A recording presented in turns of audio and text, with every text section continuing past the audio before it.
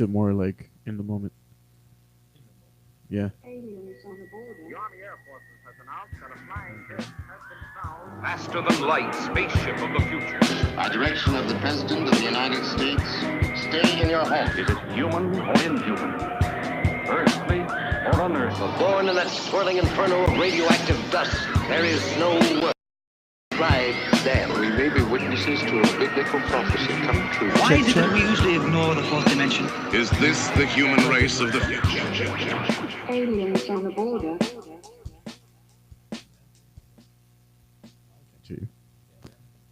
Check. Oh. Whoa. Oh, I see what it is. It's the fucking cable. Whoa, What's the cable? There you go. No, it's that was the one cable. Fucking with stuff, Josh. No, chill, dude. We're good. We're straight, dude. Hey, what's up? What's going on, everybody? Welcome back to another episode of Aliens on the Border. And as always, it's me, Josh, checking in as your host. Roger over here to my left. Yo, what up? What's poppin'? What's poppin'? And hanging out with us today is Gabe Rodriguez. Yeah, I'm back. He's back, motherfuckers, and he's here to talk all that good shit about Por Vida Tattoo Fest. What's going on? Oh, man, I am super excited. This is the third year that we're doing the Por Vida Tattoo Fest. And this year it's April 5th, 6th, and 7th at the Life Downs Pavilion.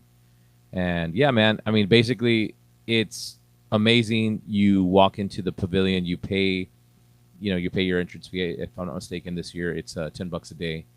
And $25 for a weekend pass, which you can buy on Friday. And you just walk in, and it's like walking into a tattoo shop filled with like 60, 70 different artists. And you get to choose whoever you want. You get tattooed by them. You know, you pay them, and you go to the next guy. So it's pretty cool, man. How did you originally get the idea to like start this tattoo festival? First tattoo convention in 1977, man. You know, like... Yeah, it's been a thing that's been around for a long time. So, I mean, I've done conventions for the whole time that I've been tattooing. I've done a couple, you know, pretty much all over the place, man. Mostly Texas, you know, San Antonio. I do a lot of them in the Valley. There's one really cool one up in Killeen. And, yeah, man, I mean, it's basically just, it's a thing. You know, it's a like, you know, what are they, like, businessmen have conventions about? It's like a gun show. Yeah, like a gun. Exactly. Yeah. You know, so in Texas alone, there's probably like 50 every year. It's fucking ridiculous. You know, there's like 5 in San Antonio, like 3 in Austin. There's, you know, every major city you can think of, there's a shit ton of them. So, yeah, man, I mean, it was just the fact that we have never, man, I don't want to talk shit, and it's going to get interesting. Because so one of the things that we're doing right now, just so you know, we're going to be live and interactive. I know this is one of the ones that I had told Josh before that I wanted to like actually answer questions. I didn't know we were going to it. I just saw the flyer on our Instagram. Live interactive episode. Oh, I guess this is like I mean, it makes sense considering it's like, dude, we're trying to like pull more people in, talk to them a little bit. So I think it's fucking cool, man. It's fun for me. I don't know if this guy likes it just because I think it derails whenever people are listening on like SoundCloud or whatever.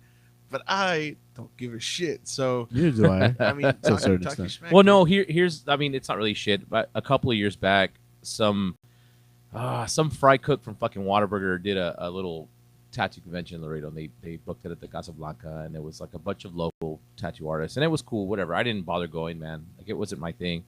And the dude moved out of town, so I don't even know where the fuck he is. But I remember he showed up to our shop with a fucking stack full of poster flyers, and he had all the artists that were attending, which were all local guys, and he had our names on it for our shop. And I got so pissed that I was like, dude, fuck you. We're not doing the show. I already fucking told you we're not doing the show. Mark our fucking names out of this flyer because we're not going to do it. And I made him Sharpie out, like, our name out of like fucking 50 or 60. I was such a dickhead back then. I should have just been like, oh, man. Now I'm super nice. I'm like, yeah, whatever. I don't give a fuck. But back then I was like, fuck you, everybody. Tattoos.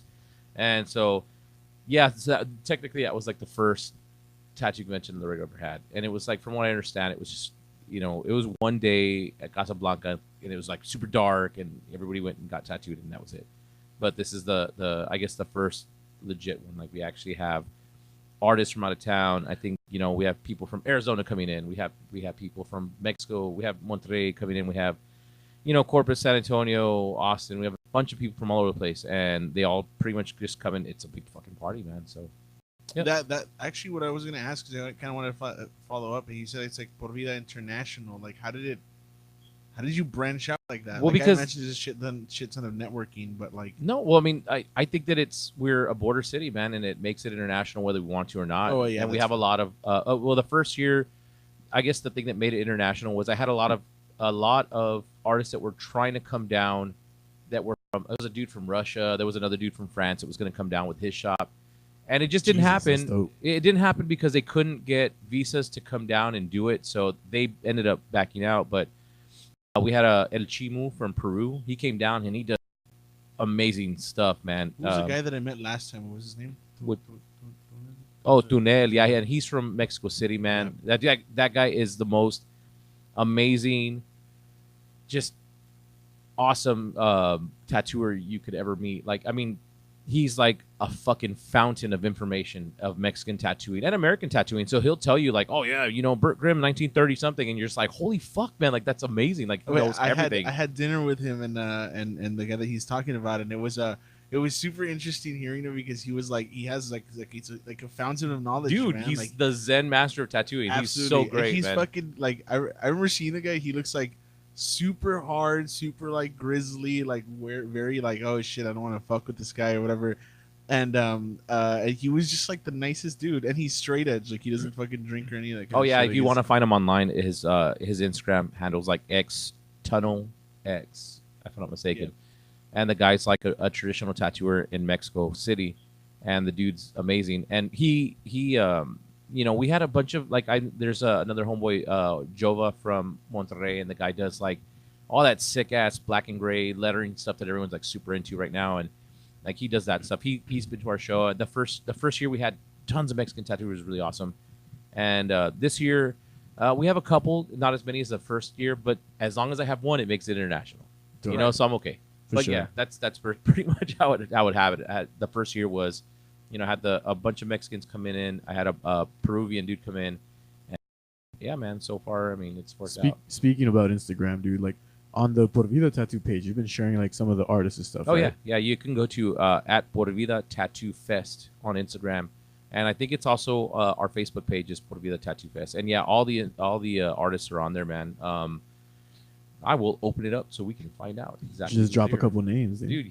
Yeah, man. So I try to update it at least once a day with different artists that are coming through, and it's pretty awesome, man. Because I mean, I guess if you think of it as a roster, we have tons and tons of people. We have Calavera's Tattoo from San Antonio coming down. Like the whole shop's coming down. Evil Dave annual, and right?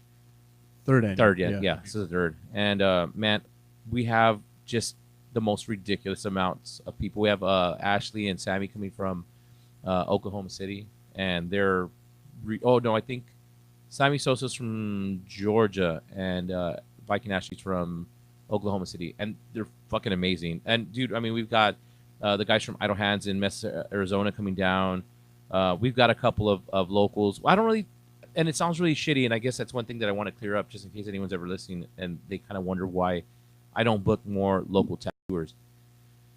There's a couple of tattooers in town that always go to tattoo shows, and they're almost every single tattooer in Laredo's fucking really good. They're really good at the things that they do. Like you've got Boxer, and he does really nice, realistically colorful portraits, and he's a fucking cool ass dude.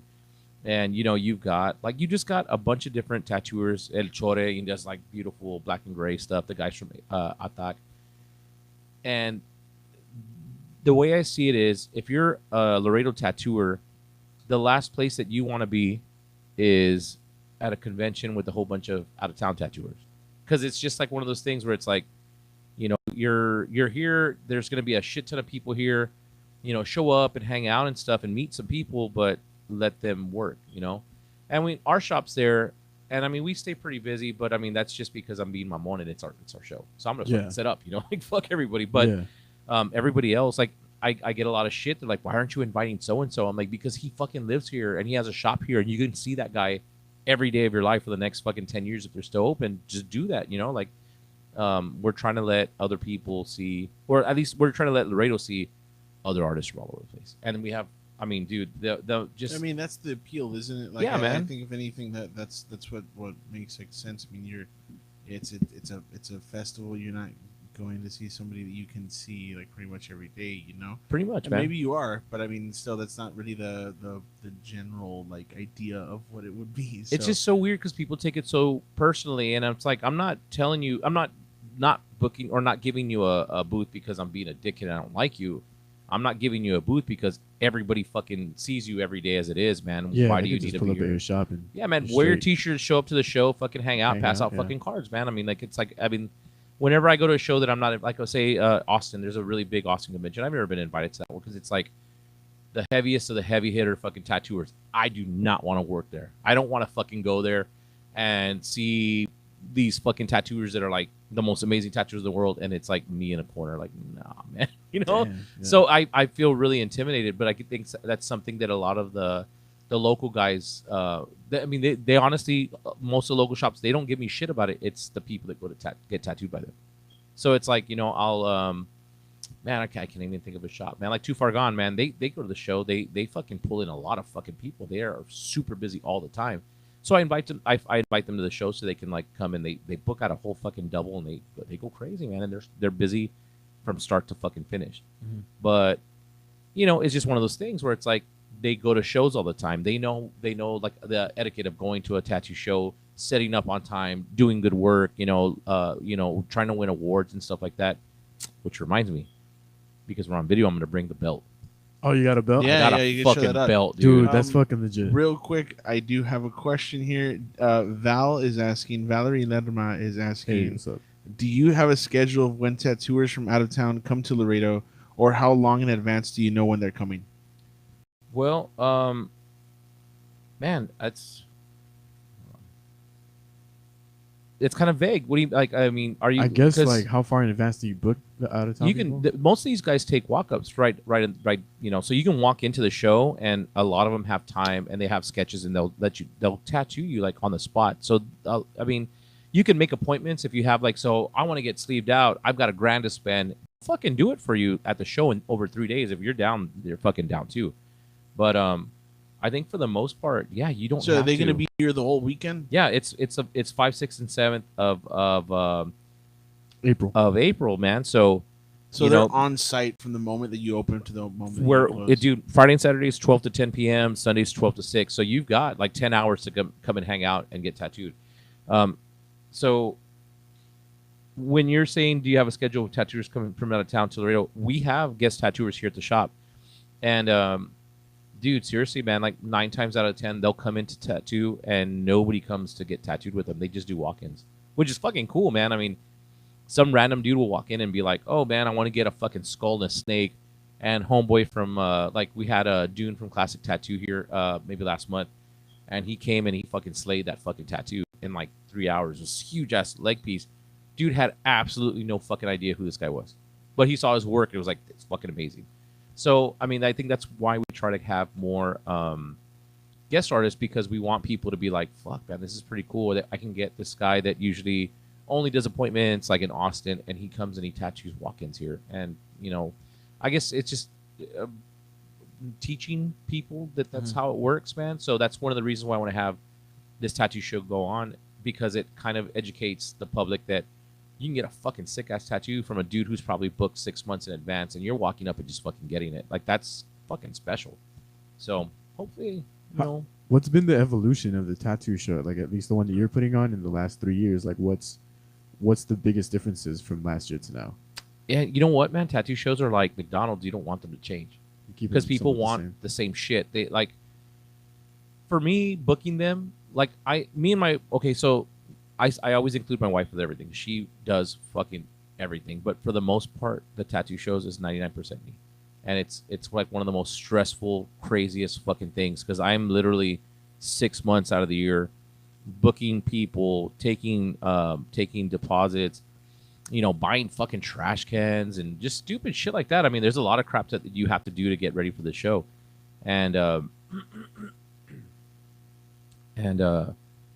once you find what's the word for it, man? Like a formula, you don't want to fucking change it, because it makes it easier on me. Like, so we're having a badass wrestling match on Saturday. We did it the first year, we did the second year, And the thing is that I learned from the first year to now this third year was so much easier to book it than the first year, because the first year I had some dude that I don't even know how I got his number, and he was supposedly one of the best promoters, and he fucking just made the worst fucking mess. I mean, he basically just let the wrestlers fucking go crazy, and they were like destroying the fucking property. They picked up a fucking cigarette holder and threw it over somebody else's fucking head, and the fucking ashes went all over the place, and they didn't clean up shit. They just packed their shit and left after. And I was like, fuck you, dude.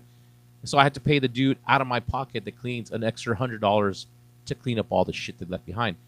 And the worst part was that I guess wrestling fans in Laredo are fucking fierce and thick. They're all over the place. And they literally came in just to watch the show and fucking left. So not one of them walked into the actual show to watch, to see what was going on. And they left so much trash outside, fucking 12 packs of beer and cans all over the place. And I was like, fuck all y'all, man. That's fucked up. So the second year I learned, now I put it inside. You want to watch the fucking show, you have to pay to get in. Just like everybody else, man. They're paying to watch the shit, right. You know? And this is that was at the Pavilion last year as well. Yeah. Was it at the same place as the first year? Yeah, but I had the wrestling outside. Oh, I see. So I was like, fuck. So now the third year, I pay the fucking dude. He comes, he sets up the fucking ring, and they wrestle, and they leave, and everything's really clean, and it's like perfect, man. Like fucking amazing. So run us through the schedule a bit, man. Like what's going on? Like what are you gonna see? I mean, when are these? At what time? And what day are these events happening? Well, you know what? Let me bring up all this stuff. So the first thing we're doing is on Friday, doors open at 12 to 10. And you walk in and hang out, and you get tattooed, and we don't really have a lot of crazy stuff going on. We have an ATM that Falcon Bank's providing for us. AT&T's coming and doing free mobile Wi-Fi for everybody, so you don't have to worry about shit. Yeah, dude, I'm so excited about this. We have I think it's called We Grow Laredo's doing mobile charging stations and stuff. So you're set. And then there's food trucks outside. There's gonna be clementines, Beaumont, Puesto, and maybe guacamole, because they haven't gotten back to me yet. But a couple of food trucks outside. So Cultura's gonna be doing beer. Nice. So you're gonna be able to sit around, you can just basically just park yourself there and hang out all fucking day. So you can eat, get there, fucking munch out, drink as much beer as you want, get fucking tattooed, buy T-shirts, buy artwork, fucking hang out, and then we're having a comedy night later on at Paravicios that night, which Roger's gonna be a part of. Yeah, that's right. And I'm hoping that the ring should be set up on Thursday, so that we're gonna have the ring there. They're not gonna use it till Saturday, so hopefully we can get a couple of the comics and do fucking a minute or two of just hey, this is what's going on tonight, so that you guys can go and check it out and make it into a little thing. So then, yeah, at 10 o'clock, as soon as the doors are closed, straight to Paravicios, and it's a comedy night with Larry Garza, Tori Poole. Larry Garza from San Antonio. Actually, they're all from San Antonio. Yeah. So yeah, we're doing that big show. So you get to go and hang out. I think it's free to get in. Donations are accepted, and if you have your pass, your bracelet, which we give you when you get to the door, you get it for free. Dope. And then there's raffles too. A couple of, I know that Tori's husband Jason, who's been one of my best friends for the longest time, he's raffling out artwork, and we're gonna give away T-shirts and shit. So hopefully make a little bit of money for everybody. But that's Friday. Then Saturday night, that's the night that's gonna be ridiculously insane. We have that's the 7th, right? That's the 7th, okay. And it's gonna be you walk in 12 o'clock, you get tattooed. At 4 o'clock is the first bell for the ring for the wrestling.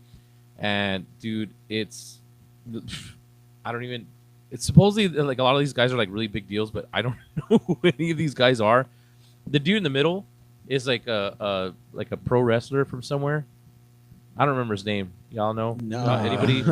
if you go to Por Vida Tattoo Fest on IG, and you can look up the flyer, and if you know who any of those guys are, let me know. But supposedly it's supposed to be this really big deal, and I don't really watch wrestling, so I wouldn't know, but same. Yeah, man. So 4 o'clock bell, they're gonna wrestle and hang out for a couple of hours. I think they're gonna have a meet and greet. I'm not quite sure if they're still gonna do that.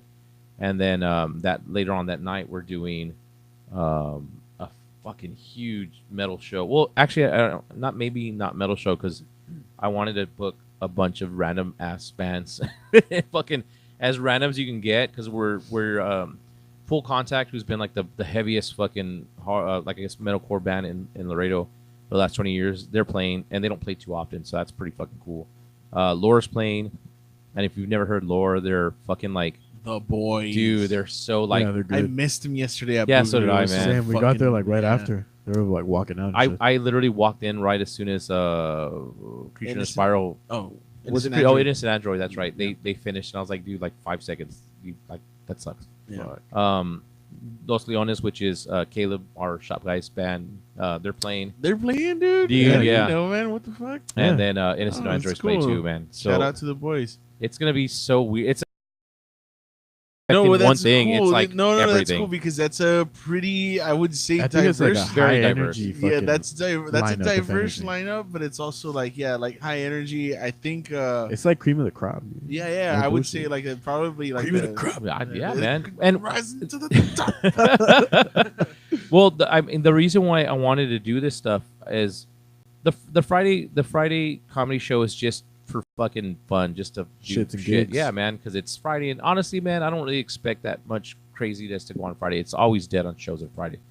But the Saturday show, I really wanted to show off Laredo, and I wanted to show off Laredo to like the 60, 70 people that are coming in from out of town. There's a lot of artists that come down, and they like to drink and fucking get fucked up and hang out. And Yeah, party. I know. Man. There was So- actually one that was it something last year that you guys right after the show or something like that, that you all man. had like a fucking.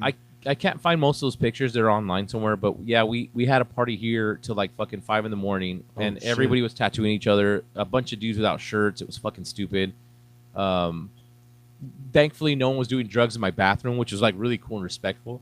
But yeah, man. I mean, a homeboy from Austin, Cheech, he's tattooing here with AB. This show. Cheech got tattooed by Alex Cass, which you can find all of these dudes online, man. Cheech is Grito de Muerte, and Alex Cass is literally Alex Cass on Instagram. And Alex tattooed Cheech, and then got a lime and put it on the rinse cup.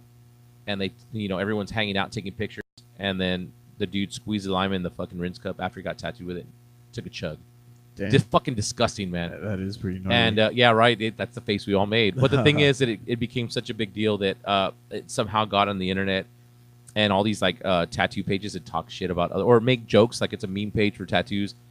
They posted it, and it became like we were the most disgusting people in the fucking world. It's so gross. Ew, you nasty shop. And I was like, no, that's fucking awesome. What the fuck are you talking about, man? Yeah.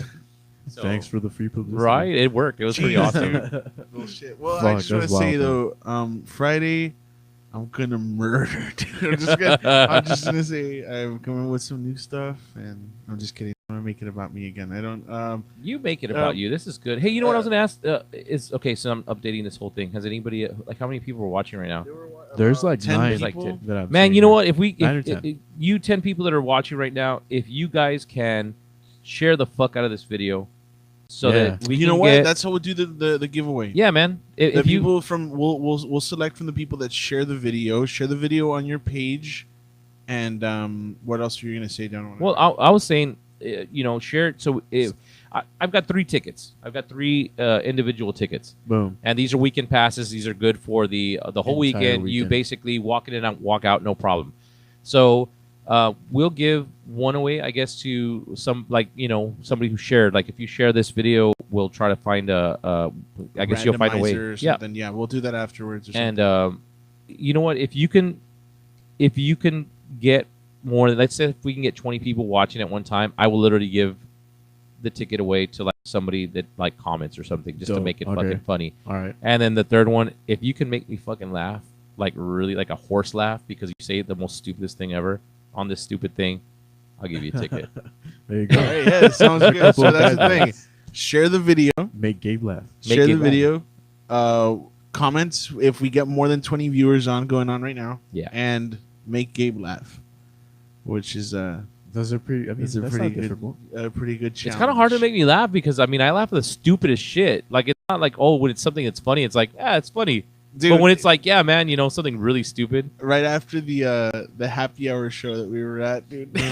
Dude, I was trash, dude. So Gabe comes up to me, and I know, so and I'm gonna tell you the joke because I remember shit, it. You were there. Yeah, I was dude, there. you We were all there. talking. What are you talking That's about? right, Dude, yeah, you no, came man. up to us, and he was like, "Man, I don't know what to tell you.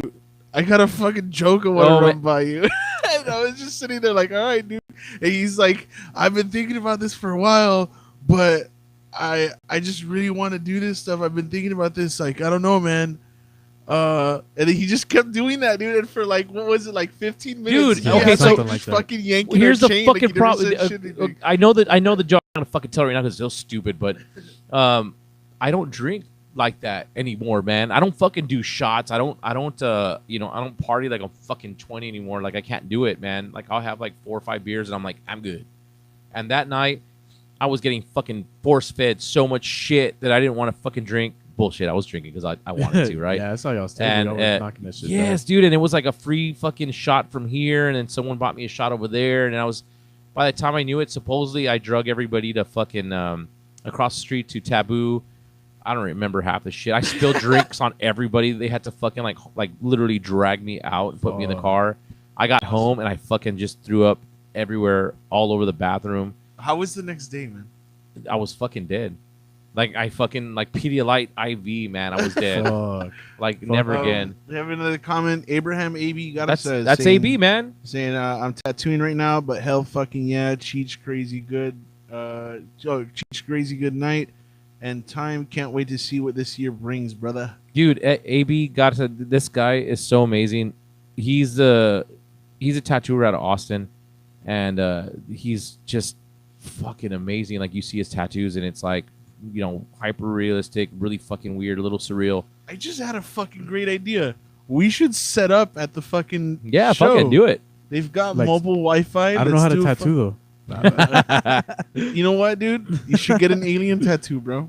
Why should I? The alien head. Just get it on you, bro. Nah, dude. Everyone's gonna It's a think small that's an emoji or something. Yeah, You're gonna be fucked for life. Thank you. The emoji. Hey, you're okay. that fucking Get shit bag that has an emoji on your fucking chest. But hey, no, I think Yeah, that would dude, be totally, cool. man. We Yeah, you just can. show up. We could have people like passing by. Maybe if somebody's got some downtime. You can do some guest artists, guest speakers and shit. Yeah, man, that'd be cool. Yeah, I'm down. I mean, if you have a space, we'll fucking Yeah, fill dude, it. it's a fucking Mobile pavilion. Wi-Fi? It's huge, man. Yeah. Mobile Guif. Ooh. I'm down, We'll dude. do that. Yeah, And yeah, longest it's cool. podcast ever, just 10 hours. Dude, fuck, What's going on? Marathon podcast, dude. I'm down. All right, man. That's It cool. might work. I don't work weekends, so. We'll talk about that later. Anyway, But, so okay, so like, I have a question that I was just thinking about right Yeah. now. Like, what would you tell someone that's never been to a tattoo convention or has any tattoos? Just some words of encouragement to not feel so like intimidated by the whole thing or something. Man, I don't know, dude. It's because I'm so. I just the way I see us, like like most people see tattooers and they still think like gangsters and bikers and shit, which is fucking hilarious. But man, the only words of advice I can seriously give someone who wants to go and get tattooed for the first time or walk into a tattoo shop, just fucking eat before you get fucking tattooed. And the whole thing about you not drinking beer or getting fucked up is, literally, unless you're like fucking wasted, no one's gonna give a shit if you have a beer in your hand. Yeah.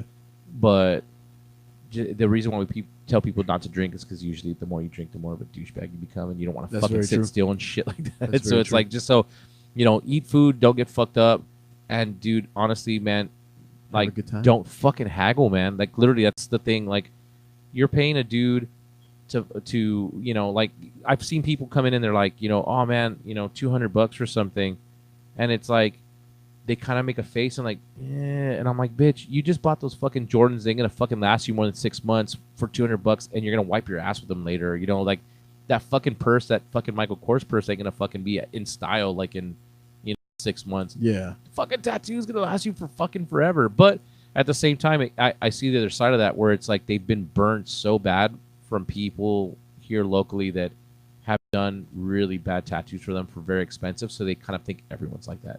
So you're walking in for the first time, eat, don't get fucked up, and don't haggle, look at portfolios. That's like the number one fucking thing. Like, no one can read your mind. I don't know what the fuck you want most of the time. You don't even know what the fuck you want most of the time. So, Very true.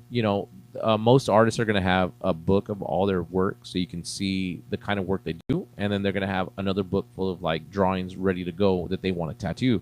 So just tell them, hey man, I had an idea. I was thinking of a fucking Black Panther head. Fuck, I have 30 of them right here. That's usually how it works, man. So honestly, just don't be intimidated by walking in and hanging out, man. It's kid friendly, man. Anybody under 12, you get it for free. We're gonna have tables and stuff set up for everybody to come and hang out. Cultura last year, they set up by the bar area and they had a bunch of little tables for you to hang out on.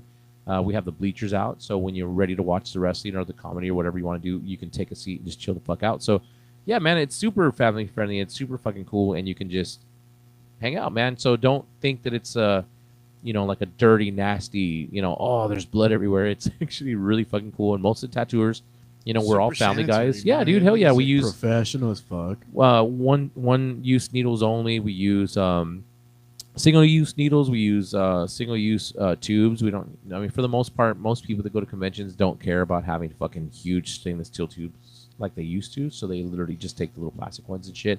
So I mean, everything's clean, everything's sterile. We're licensed by the health department. It's fucking great. Like it's a really great experience. It's legit. Yeah, as legit as you can get. So yeah, there you guys have it, dude. Like if you guys, because I know I have some friends that are always like, oh, I want to get tattoos. I don't know what, or like they don't have any, or they only have like one or two, and I'm just like, dude, just fucking do it, bro. Like, man, that you know what? It's a thing that we tell people every time they walk into the shop, and I tell all my guys, and they all kind of we all have the same script, and it's always like, if you're gonna think about getting tattooed and you find something that you like, fucking do it, because eventually you're gonna fall in love with it. So you may not love it right now, but like fucking you have a badass, like, I don't know, man, Tweety Bird tattoo, and you're like, just, I like it, it's pretty cool. By the end of that year, it's going to be so much a part of who you are that it's just going to be like, badass. It's okay, so wow. Read that, please. Read that. So check this out. Please. This is what I never figured out how to pronounce your name. Casey, right? What's up, Casey? Casey J just commented. Random comment. But did you know that Jeffrey Dahmer said cannibals don't like the taste of tattoos on flesh? I feel like this should be a tattoo artist. This should be a tattoos artist promotional slogan. Get a tattoo, you'll never regret not being eaten alive. It's like saying, be a really big fat person because you can't get fucking abducted. Like, no, dude. There you go. What are the fucking odds that, you know what, man? Nah, I'm just gonna get my whole body tattooed because I don't want to. I don't ever want to fall victim to cannibalism. Bambino Davida followed up with a tattoo a day keeps the cannibals away. That's fucking awesome, man. Dude. That should be a fucking t-shirt, bro. Oh shit, man! You know how hard it is for me to like, dude. No, I have to like stop myself from doing this shit. Okay, so we have okay, so out of all the stupid, nice, I shouldn't say stupid. Out of all the shit that I do with my fucking time. And all the little business we have Gonzalo's Print Company, which you can find. Out. Yeah, man. So I'm wearing a Gonzalo's. He said he was gonna take it off, so. I'm not. Yeah, we made those for one of my son's favorite. Yeah, man, me Sleep too. Print's dope, yeah. So check this out. Yeah, man. Well, so we do the T-shirt company, and when we do shirts for like local businesses and stuff. So we have like our normal, like there's one of our clients is like Sharp and Iron Designs. They're I think they do like Catholic T-shirt stuff. They're fucking amazing. The guy who does all the design work is like really, really good at design work, and it's the easiest thing because he literally just sends us artwork and we're ready to print. Like we don't have to do anything, and we love printing for those dudes. And we do all the we do most of the stuff. Like we printed the tanks that they have. So we do a lot of commercial printing, I guess. But there's also a lot of shit that we want to do, and my wife is the worst when it comes to punny shit. Like she thinks it's it's so funny to do punny shit. And I'm like, what should we print? And she's like, I don't know, something stupid punny about like a taco. And I'm like, I don't think anybody's gonna buy that, man. And they fucking sell off the rack. I know, right? And her ideas are always like fucking like number one, like the best ideas ever. But I'm just kind of like, I don't know about punny stuff. So to do and this is my I guess me being older, for me to do a Dahmer shirt that's say a tattoo day gives it keeps accountable. I like want to do that now, and that's the fucking terrible thing about having a T-shirt going where I can literally I can fucking do it and then like fucking print it, and I'm just like, man, that was you do bad. that with a lot of stuff though. Like you also had that I want to say infamous sticker because I know it was like everybody had one. I don't know how because I didn't even know that you had made it, but the Trust No Bitch one. Oh yeah, man. Yeah, dude. That was for the Selena Fest, I think last year or the year before that. Dude, you gonna do something like that for this one? Huh? Was it Bitty? Oh yeah, the bitty bomb beer at Cultura. It's on March 30th, and yeah, man, we're setting up a huge table full of stuff. We're gonna release 2 different. I can't say Selena because I don't want to get sued. So Jennifer Lopez. We're doing Jennifer Lopez t-shirts, inspired by. So we have two t-shirts that are going out with that. Is that a thing? You can get like sued. Dude, that 1,000,000%. Her my guy. dad fucking will fucking kill you. He'll like so, come like, down here to Daniel's Gabe's shop will and be come like, over "Fucking tattoo me, dude." Are you serious? Then I didn't know that, dude. Like, no, they Yeah, go man. after everybody, man. Yeah. Like, if if So you why use her haven't- likeness, what have they seen? Like HEB? Yeah, they're no, but that's bags. licensed stuff, dude. Yeah, Like they get So they permission get for you. royalties? Fuck yeah, they Bro, do, they're man. making money off of her name. Like That's a fucked mug. up. No, Yeah. oh no, it's not because you know what, man. Like, She represents an idea. Bro. well, yeah, she does, and you know what, man. Fuck Like, off. No, I don't know if like. I mean, she's yeah, the fucking queen of Tejano, dude. Like, it's like a. I understand Throw that, on but some like, I Selena don't for think me. that's Oh, wait, I'm the right. guy, Like, right? still kind of like making like profiting off of that stuff. It just feels so dirty. I man. mean, that would be true if they were doing nothing but buying Rolexes and fucking private jets and shit with that money. But like, they have like a trust and they do like a lot of like really nice stuff for the community. And she was actually from Molina, which is a neighborhood in Corpus Christi. And my stepdad, that's where he's from. And they do a lot of shit for that community, man. And it's a poor ass fucking terrible, like, it's hood. Like it's a fucking hood, man, straight up. And they've done a lot of stuff for that. So I guess the thing and not only that, man, there's people that love her so much, man, that they want shit like that. Like with the fucking HEB bag sold the fuck out, man. No, I know like, there Matt were sold people the fuck fighting out, dude. over Hot stuff cakes. like that, and it's like it's So, but people like that shit, and that's the thing, man. Where you and me might not like that, but People fighting over bags. that's crazy. so yeah, we're gonna have Right, Selena, sorry. a couple of Jennifer Lopez t-shirts. We have like we have these Boys Don't Cry ones that we're gonna put out. We've got like 4 other different designs, so we have like a whole setup of a bunch of different shit. Fuck yeah. And yeah, man, dude. I mean, I think this is one of the things that I love doing this, man. My wife does all the print for the most part. She does like 80% of the print stuff. Like, so she'll burn the screens and she'll do like the actual printing and stuff. And I do all the artwork, and I like it like that. Like, it's fucking great. So, yeah. One of the shirts that you guys put out that really caught my attention is the long sleeve one.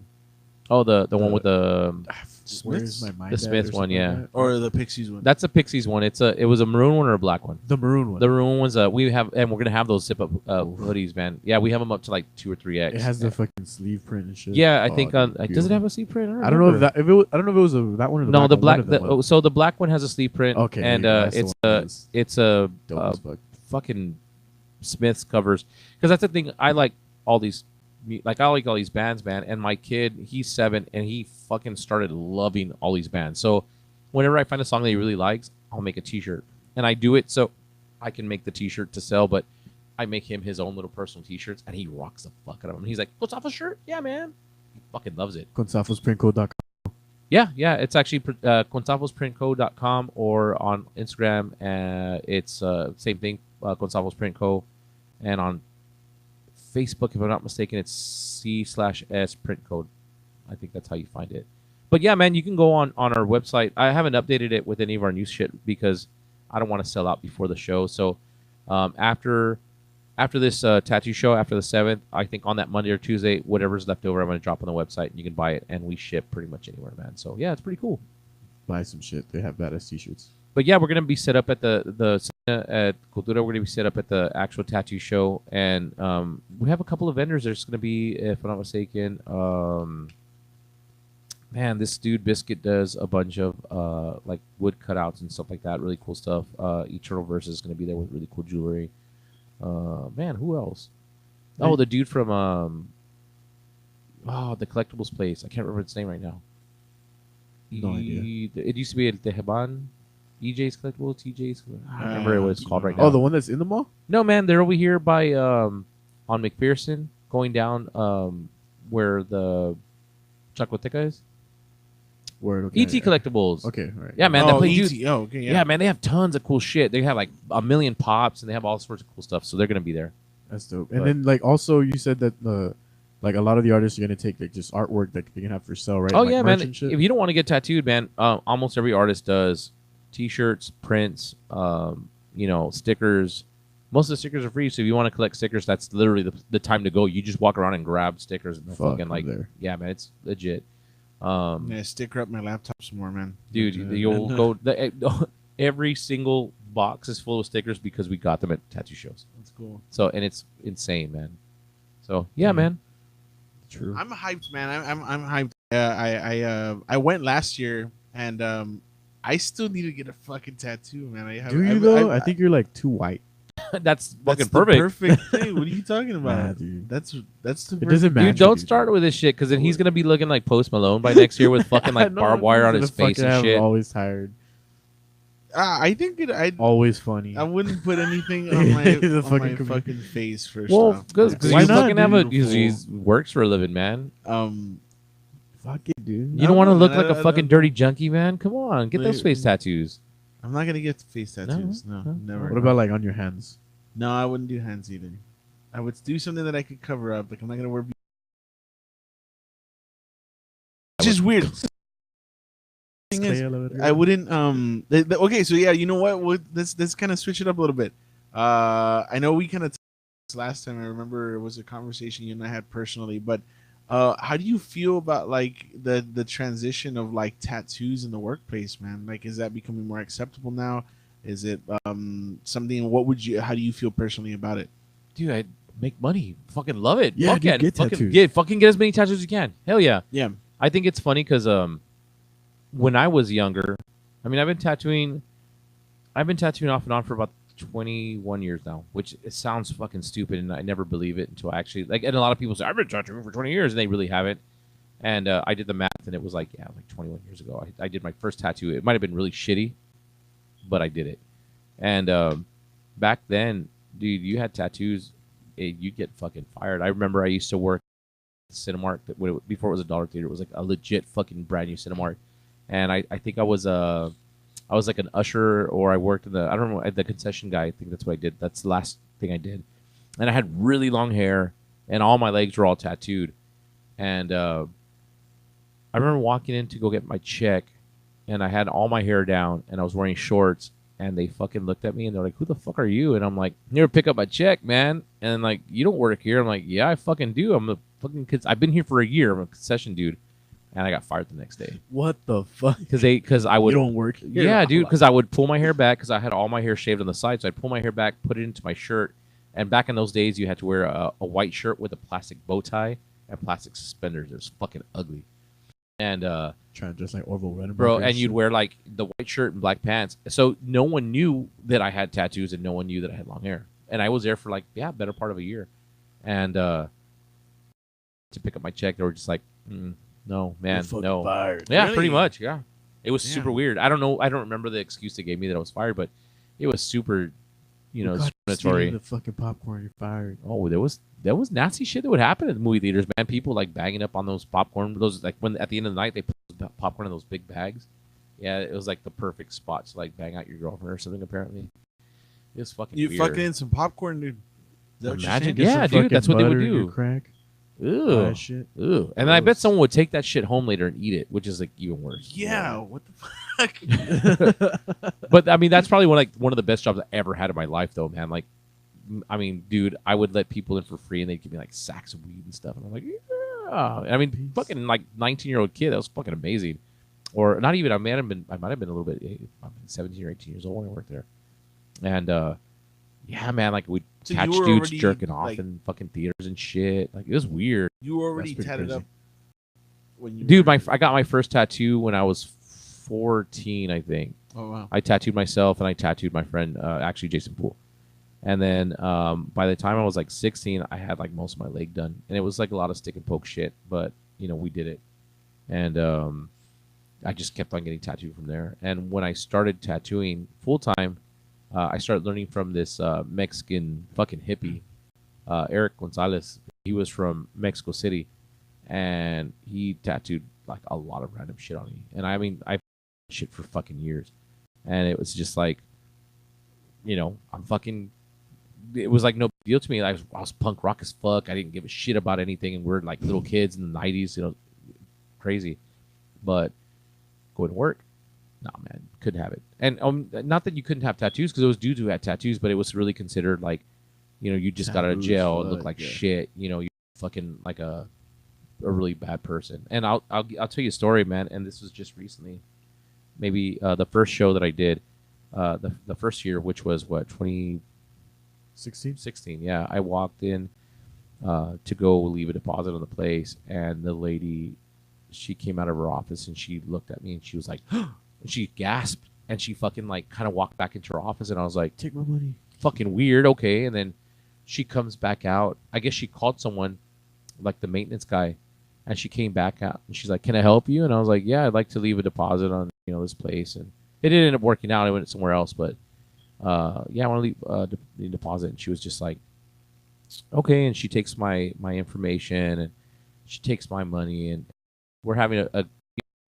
conversation. And especially when I'm talking to people, I'm not all rude and cussing like I usually am. So I'm like, yes, ma'am, no, ma'am, whatever. And after about 10 minutes talking to me, she's like, man, you're really polite. It's not what I was expecting out of you. I'm like, oh, okay, thank you. What the fuck am I supposed to say to that, right? Yeah, like, and yeah, right. So, and then she's like, yeah, when I first saw you when you walked in, I thought you were here, like, to hurt me or something. And I was like, okay, yeah, sure, man. Just take my fucking money and put my date down and let me get the fuck here. And that's all I was thinking. I was just smiling at her like, oh, okay, cool, fine. And she says, yeah, the thing is, like, I'm not really judgmental.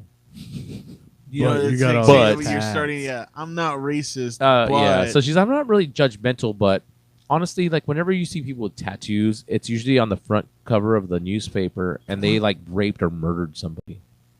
And I'm looking at her like, you bitches called me a fucking rapist and a murderer. Like, that's fucked up, dude. You like kept your composure. Of course I did. I was like, dude, fuck this bitch. But like, yeah, I smiled at her and I was like, yeah. And then she starts debating me about why it's against her religion as a Christian, because she wasn't like Catholic really. It was against her religion to get tattoos because it's really bad and God doesn't like it and whatever.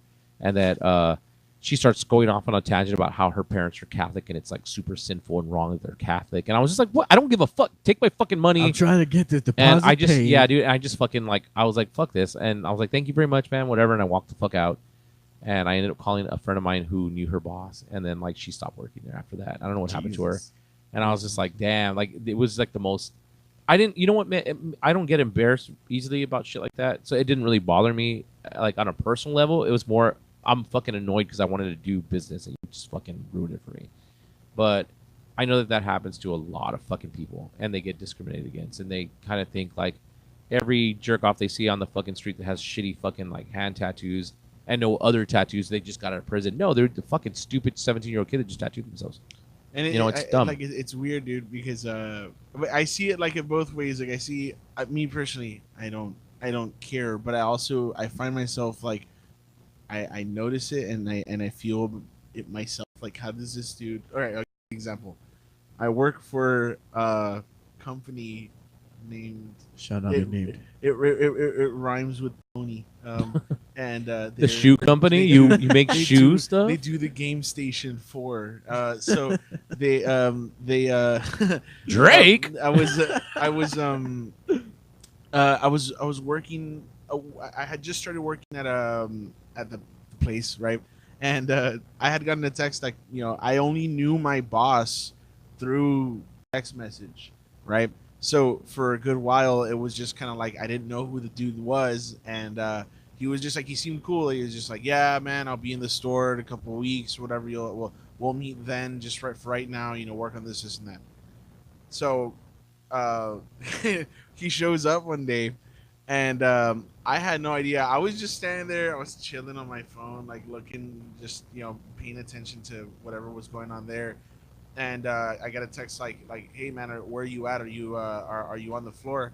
And I'm like, yeah, man, I'm here. And he goes, oh, well, like I'm here too. And I like I staring look at up some and I'm like, dipshit looking at his phone. I was like, I turn around and I see this guy, dude, fucking like baggy, almost like those fucking Jinko jeans, like the fucking, like Nice. super baggy jeans, chain wallet. Oh no! right? Wow. Hair like you mentioned, like shaved on the Yeah. sides and then slicked back, and then he had these, dude, industrial like looking like steampunk gauges, Oh, dude, wow. and sleeved out, dude, sleeved out, and I'm like, this guy works for fucking corporate, bro. Nice. He works for Nice, fucking dude. corporate, and like this guy, he comes in, he's just like, hey, what's up, man? And I'm like, well, he wasn't wearing anything that represented that he was working for that company. I was like, what's up, man? Can I help you out with anything? And he goes, yeah, I'm your boss. I was like, oh shit, Your dude, boss. I had no idea that it was you. I'm That's sorry, I don't fucking know you. And awesome. he's like, yeah, man. Thanks. That's usually the reaction I get. It's cool. But I yeah, think that when everyone's it's fine. corporate stuff, the higher you go up, the less they give a fuck about what you Oh, look yeah. like, and they want you to just give you them results And because that's the bottom. how it should be, because it's like, Yeah, if man. you fucking who gives a shit about what's on your skin? Yeah, man. Like I have Whatever. a friend of mine that's the dude's a fucking nurse, man, and he's like all sleeved up and shit. His hands are tattooed, and like they never give him shit because he fucking like saves people's fucking lives, and they pay him a lot of money to do it, so it's like fucking badass. There you go. But then the fucking dipshits at McDonald's with the fucking hand tattoos of like fucking skull and crossbones or I love Laredo or whatever the fuck, they're like complaining that yeah, man, like what the fuck, man, these guys are discriminating against me. It's like, yeah, dude, you work at a fucking fast food place. Like the first person you see is it's an actual person you have to service. They don't want you to fucking like. There's an image, and I don't think that people understand that because they I don't, not that they're dumb. I mean, I don't inherently think people are stupid, but people are stupid. Like for the most part. So it's like, I don't know if it's so much stupidity versus just like everyone just is okay doing the bare minimum. You know what I that's mean? a story of everyone's life nowadays, man. It's Right. so fucking ridiculous, man. Like, I tell people that, like, okay, like for example, fucking Caleb. Caleb's fucking amazing, and he's high energy, fucking crazy motherfucker. And if you don't know who I'm talking about, he's our He shop just dude. shared the video, actually. Did he? Yeah. Caleb, So- Caleb. So Caleb's not only our shop guy, but he has another job. He works for like a bread company in the morning. He comes over here at night, and then at night, getting that bread. well, right, he's getting that bread. But then at night, on the weekends, he's that crazy party guy at happy hour. So if you've ever been to happy hour, Seen a person in a Spider-Man suit. exactly, That was jumping Caleb. around like fucking crazy with two Yeah. fucking jugs of fucking alcohol, that's Caleb. Yeah. And that motherfucker, like, man, I look at my iPad and I'm drawing all day, every day for like t-shirt designs, for tattoo designs, for painting, shit like that. And I thought I was pretty proficient at fucking drawing. Well, goddamn, man, I'm sitting there with him and we're looking around at stuff, and his fucking iPad is just packed with fucking artwork, and I'm like, dude, what the fuck? Like, you're amazing, man. Like, you do all this crazy shit, and you still have time to draw like fucking 3 drawings a fucking day. And I was just like mind blown. But he doesn't do anything with it, and because he does the bare minimum. And I'm like trying to tell him, like, dude, like, do something with this shit. Do some fucking stickers. Make fucking art prints, man. Fucking do t-shirts. And he's just like, Yeah, I think I'm gonna say that's a really fucking cool quality of yours, just in general, because I've seen that with everybody, like everybody that you've ever felt that has like some sort of potential to do something, and that's why I think why you're like, relatively like successful at everything you do. Aside from the magazine, we won't talk about that. damn it. I consider that a fucking success, man. Right. We put out 2 issues and it came out fucking amazing, and people still talk about it. We're still working on that. So that's it. It is what it is. But okay, so my point is that I do I do say, like, I see it with like everybody, like, the dudes from Lab 451. They like in everything from helping them to like get jobs, from having them like promote and then all that kind of stuff. You see potential in somebody and then you want to grow it, and I think that's cool because it shows that it's not just like on the level of like a superficial level, scene, yeah. or superficial, but it also shows down to individual stuff, which is why it's like, for me, dude, like the more entrenched I get in any fucking scene or anything that I do, there's always somebody who has some negative shit to say, man. And it's weird because all those people that have that negative shit to say are usually the poisonous ones. Like, then there, it's like, dude, I don't think it's that person that you're talking about is shitty. I think you're shitty, and you're projecting your shitty qualities onto theirs. Agreed. So, yeah, man. I don't know. I've been like heated over the last like 2-3 days. You know, so I'm like trying to like vent it out, but yeah. I might not be a total 100% positive person, man. I wish I was. I mean, there's guys out there that are like, man, 100% just fucking like genuinely fucking amazingly happy people. I wish I could be that person, but I'm not. I'm a little bit too serious sometimes, and I take myself a little too serious. So I try to like tone that back and try to be like, okay, you know what? Fuck it, I don't give a fuck. Which is why I made like those stupid fucking Abuelita stickers with my face on it and shit like that. They're making a comeback. Keep an eye out. Yeah, man, we're terrible. So, my thing is that I want to be able to, I guess, put my money where my mouth is with this kind of thing. Like, I fucking love Laredo, man. I love everything that Laredo has to offer. I love the fact that, you know, we still have a very small but growing music scene that it ebbs and flows, man. It gets really crazy big and then it gets really small, but it's still here. It's not dead. And last night, dude, there was like a huge thing about that. Dude, it started at what, 7 o'clock in the afternoon, went all the way on to like what, 12, 1? No, it was 11:45. They had to be out. Oh shit! Right, Okay. well, yeah, because they had a wedding after party or something. Oh, No, well, actually, it lasted till 12. It was just quiet because it was the acoustic set, right? It was acoustic set with Rafa from This Is Too Difficult, Diabetic Jesus, and Julian, and Assange? Julian Mar. What was that little girl's name that played the Modern one? Sophia, dude. Boy, that's so good, man. I've been fucking telling this Dude. guy, dude. I've been telling this Yeah. guy. So Last good. time I She was saying it, amazing, man. Like it's bedroom pop stuff, and we had talked about this last time because it was a conversation that we had, and it's funny because it was like non-shitty Grimes. For some, it's good thing is that for some people, like no matter the taste in music that you have, whatever, like sometimes you can appreciate talent, but you also don't subscribe to the music that they're playing. Josh is like, I don't know, man. It was cool and all, but like every song sounded the same. So I was just like, well, yeah, because that's kind of like the tone. That's kind of like the tone. I want to listen to Interpol, not play Interpol songs. I mean, it's like but that's not the same thing though, because like it is, dude. It's exactly the same thing. Not necessarily, because like what I said was like it just sounded like one long song. That's every fucking Metallica song from the moment they fucking started to like. True, like now. there is artists out there that are like that, but there's also artists that are not like that. So why? It's like apples and fucking oranges, though. Why? Who gives a shit? Like it's. Oh no, I'm not saying. Why are you being like that? You don't fucking like her or what, dude? Why are you being like that? I'm Dude? saying You're I like sexist. the I music. see now. I see. Yeah, Is that what dude. you Women, are, dude, should just stay home and fucking cook, bro. Dude. Fucking. It came out, man. Finally. Your girlfriend's watching this podcast. Dude. I know. Hey, what's up, baby? You're gonna get beat the fuck up when you get home. Whatever. So, well, anyways, I didn't mean that by the way. Goddamn. For those of you just tuning in, because we just kind of started getting a little bit of uptick in likes and stuff, we're giving away 3 weekend passes to the Por Vida International Tattoo Festival happening April 5th through April 7th. Right? What are these valued at, man? Tell us. These are $25 a piece, man. $25 a piece. Yeah, so you're getting 25. Like you get to save $20. This is a all weekend pass. I think what was it that we agreed on? It was share the post at the end. We'll do this. After the episode's over, we'll pick somebody and then we'll announce the winner.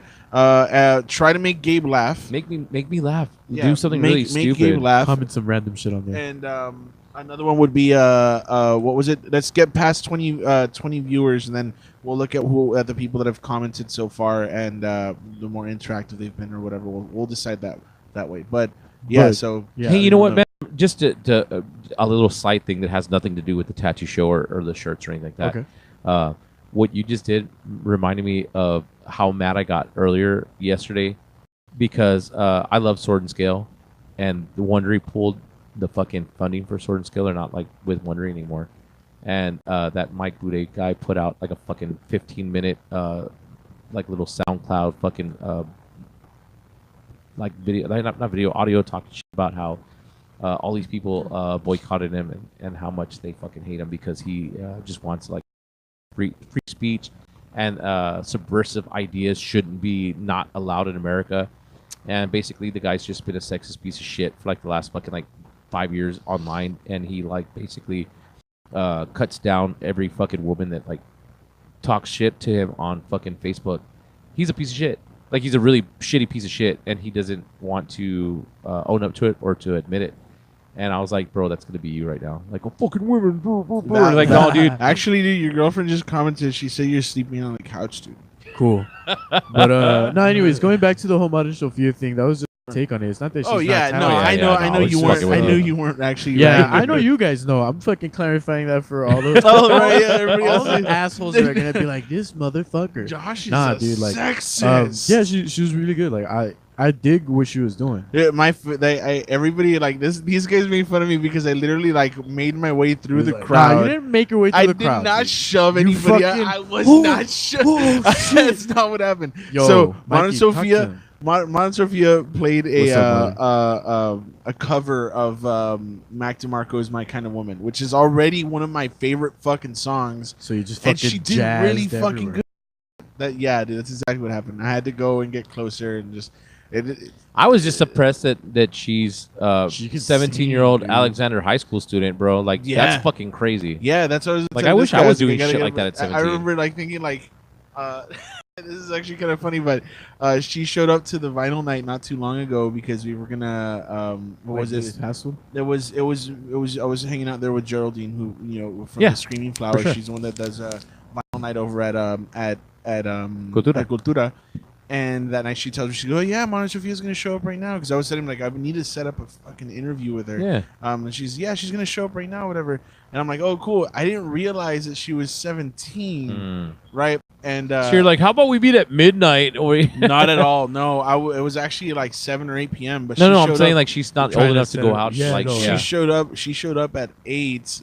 She showed up at 8. And right? she got kicked out of But she Cultura at was 10. with her. She was with her mom, dude, and it That's was so awesome. adorable. It was just kind of That's like, cool. and then her mom seems so supportive. I think it's her mom. I don't fucking know. I'm talking shit, but either way, point is she's fucking talented. She really especially is, for her though. She really age, is. and a lot of those cats that were there last night, man, they're all young dudes. Yeah, man. They're young dudes. Dude, and everybody they're that was there killing was it. young dudes. I was freaking Yeah. the fuck out. Like I think me and Jerry were like the oldest people there, Oh, for sure. and it was just like a bunch of people that were like, Just It's kidding. crazy. No, but yeah, dude, I yeah, that show last night was fucking great. Modern Sophia's great. Betterment fucking brought the house down, dude. I mean, I like that I've band, never man. seen them, my actually. my beef with them is not even a beef with them. It's just that I can never tell like what the singers are saying. Oh yeah. Well, that's a problem in general with like the sound design. Nah. The sound, Well, I mean, Modern Sophia was clear as fuck. yeah, and it's that's an true. Android clear as fuck. Well, it's because she didn't have like fucking heavy ass riffs and all that kind of True, bass but I coming in mean- or anything like no, that. it really. I Sure. think I've done sound. I used to do sound for a long ass time because I Oh, booked that's like right. all the shows at Sal's. I was going to do Dude, sound what for like. I know, right? I don't think he's Honestly, ever, what I don't think he's haven't ever you done done? surgery. He's never been to Surgery. surgery. No, I've never been to surgery. There you go. That's one. I It's mean, not But- have one. you done some piercings? I used to, Fuck. yeah, man. Kinda I do like- actually. You know what? In kinda the like in the late '90s, I was voted best piercer in Los Dos Laredos by a fucking bar across, and they gave me a Goddamn. statue and shit. It was Dude, awesome. my I remember that one time that I came by with a friend who had gotten an infected ear piercing, Ooh, and yeah, she man. was like, "Gabe doesn't do piercing." I'm like, "Trust me, he fucking knows. They don't do piercings here at Por Vida, but they Yeah, he so don't ever fucking- come he at fucking him. knows." So we showed up, and then Gabe was just like, "Huh," and he squeezes the shit out of her ear, dude. Like just like here. And she pus was pop like, out she and was like, shit. ah, like freaking out about it, and it was just oozing. Oh, And this that's guy was gross. just like, "What happened is that you got this across, didn't you?" Yeah. She was like, "Yeah," and he goes, "Well, yeah. What happened is the guy made a fucking smaller hole than the jewelry that you put in there, Yeah. so it's never gonna heal because it's just rubbing up against Yeah. the fucking wound the whole time."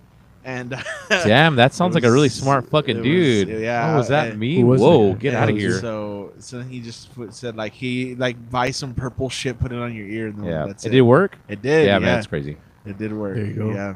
No, I Her do. ear turned gold. It was weird Yeah. because when gentian violet Yeah, or whatever, it dries out. It dries out and it like makes contact with bacteria or whatever. It turns gold. It looks weird. So there you go. If you ever have an infected anything, use gentian violet, which you could buy at HEB. And Why are we what advertising what it's for? Because it's They're not not- it's not like a yeah. brand. It's a thing, and the thing is, it will kill all your what's it called, like bacteria or whatever the fuck it is. Like it'll kill all the shit Kill that's the bad, infection. and it'll kill infection. Yeah, it's fucking Also, awesome. it turns things purple for a long time. Fuck yeah, it does, man. So a watch long out. time. So yeah, just don't get it on clothes or counters or anything unless you're planning on scrubbing forever. I learned that the hard way. Oh, you know what? Look, talk about something. I'm gonna go and get the belt. Oh Sorry, yeah, show it off. yeah, do that. So going back to Betterment's sound, like that's just the only, Right, That was yeah. the only like Well, I think it's negative 'cause I think comments it's that I had. hard but they with they any can jam sound. hard though. They jam hard. How was your day, Josh? It was chill, dude. I didn't Mine really was do fucking much. awful, dude. I just hung out with like dogs. And I my actually don't care about girlfriend. your day. I just want to talk about mine. Cool. I don't give a fuck about yours. So Oh, okay, it's cool, fine. dude. I'm still a little hungover from last night. Did you knock back a coconut water? I did in the morning. Yeah, I had a coconut water and a granola bar. This is riveting conversation. Fuck you, dude. I bought some vinyls that they're gonna show up tomorrow. I bought them specifically so I could go flex at Vinyl Night on Tuesdays at Cultura. should buy my beautiful dark twisted fantasy. You know what? I would actually, because that's my favorite Kanye album. bro, classic Yeah, status. that one or what's the one with Did I send you the video of like the making? You of? did, but I didn't fucking watch it, dude. bro. You know, I'm not gonna watch any that of shit. the If you watch it, you would just fucking be like inspired like a motherfucker. I probably I was thinking about what vinyls I bought because it's interesting. I bought Interpol's "Turn on the Bright Lights" because that is a very influential album to my music taste and to what I think is like all like the whole garage rock sound in general and a little bit of like the indie kind of like rock stuff. So about that, bought Radiohead and Rainbows, which like it depends on who you speak to, I guess, because the Radiohead scene is kind of divided on that. King Cruel, have y'all never fucking heard of this guy? King Cruel, that's KINGKRULE.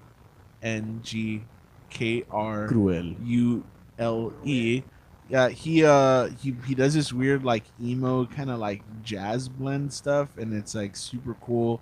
It's like if you were the way I think about it is if you were having like a cigarette in an abandoned coffee shop.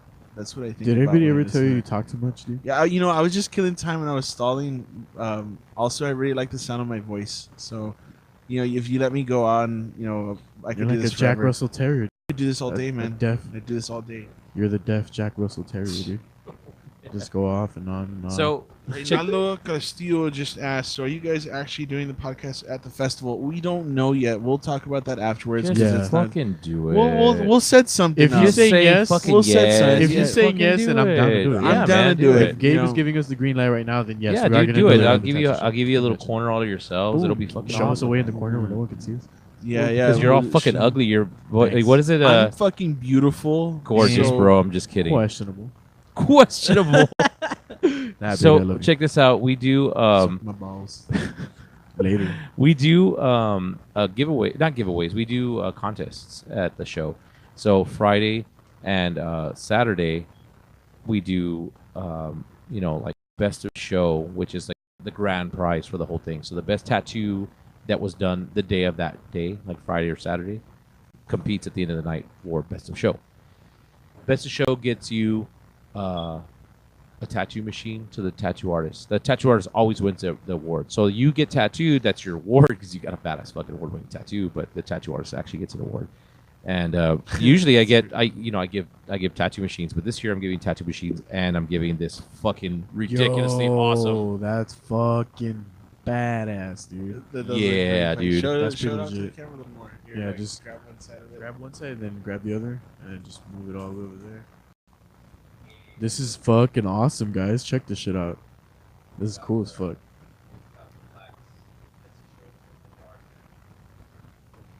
It's pretty legit, dude. I like it. It's beautiful, man. It's got some weight to it. Yeah, it does. It feels like rigid as hell. Like you could actually like.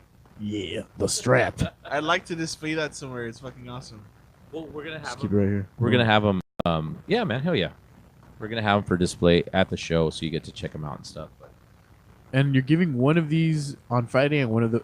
Yeah, I got two, Saturday? man. I got Okay, one for okay. Friday, one for Saturday. So you have 2 chances to win the show, best of show. And then I'm trying to get them right now, but it's getting really late in the time, so I don't know if I'm gonna make it. But whenever I do the small, like the best color, best traditional, best black and gray, best portrait, whatever it is, I give a secondary prize. And right now, since the show flyer is the wrestling mask.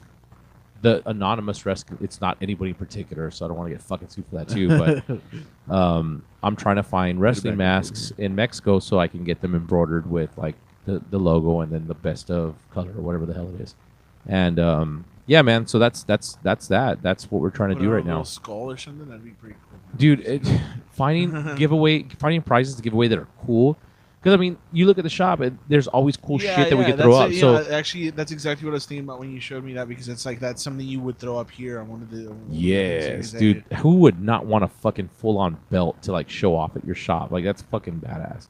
So, yeah, I mean that's what I'm aiming for. You have a fucking a giant shoe, giant van. Vans. Yeah, it's funny. Yeah, I got a bunch of random shit. Come and check out the shop. If y'all haven't checked out the shop, come by, look at a couple of things here. For sure, man. We're at a 521 Springfield, on the corner of Springfield and Colton, right next to that washing place. Yeah. Joseph Mariquin just said 2 eggplants. He just put 2 eggplants. 2 eggplants. Hey, right back at you, man. Nice. Do you know who that is? I have no idea. No, dude. I don't know who the fuck that is. But we all know he loves the. Yeah. He ain't nothing wrong with that though, man. For eggplants, dude. Why did the eggplant emoji become associated with wieners, man? Because it's the only one that kind of looks like a wiener, I guess. Oh, fair enough. Well, Yeah. not like a hot dog. There's no just regular sausage on there. Imagine it's just a fucking sausage emoji. Like, dude, what? Dude, this guy- That's great. I think he's putting his ticket in for the. We're at 12 viewers right now, so he's just putting his ticket in. And Oh, that's fair cool. enough. What were we talking about? So where's this going, man? I'm thinking about like, how do you fucking recover from the weekend, dude? Because I feel like that'd be tiring. You know what, man? The first year was fucking disgusting. The first year I not only promoted it, but I did the fuck's it called, the MCing. Oh my god, it was terrible. Like the first like hour I was great. By the end of the first day I was so fucking tired and I was hoarse. I sounded like I was smoking like 50 cigarettes a day. Yeah, it was terrible. By Saturday, I had no idea what I was doing. I was exhausted. I was fucking all over the place. And I got to the point where I was just walking up to people's tables and being like, hey, look, this guy's tattooing a fucking skull. Because I didn't know what else to talk about. And they were like, yeah, man, we're here all night. Yeah, it was bad. But I kept on doing that like over and over. Yeah, I did it like all fucking day. And that was like the only thing that kept me going.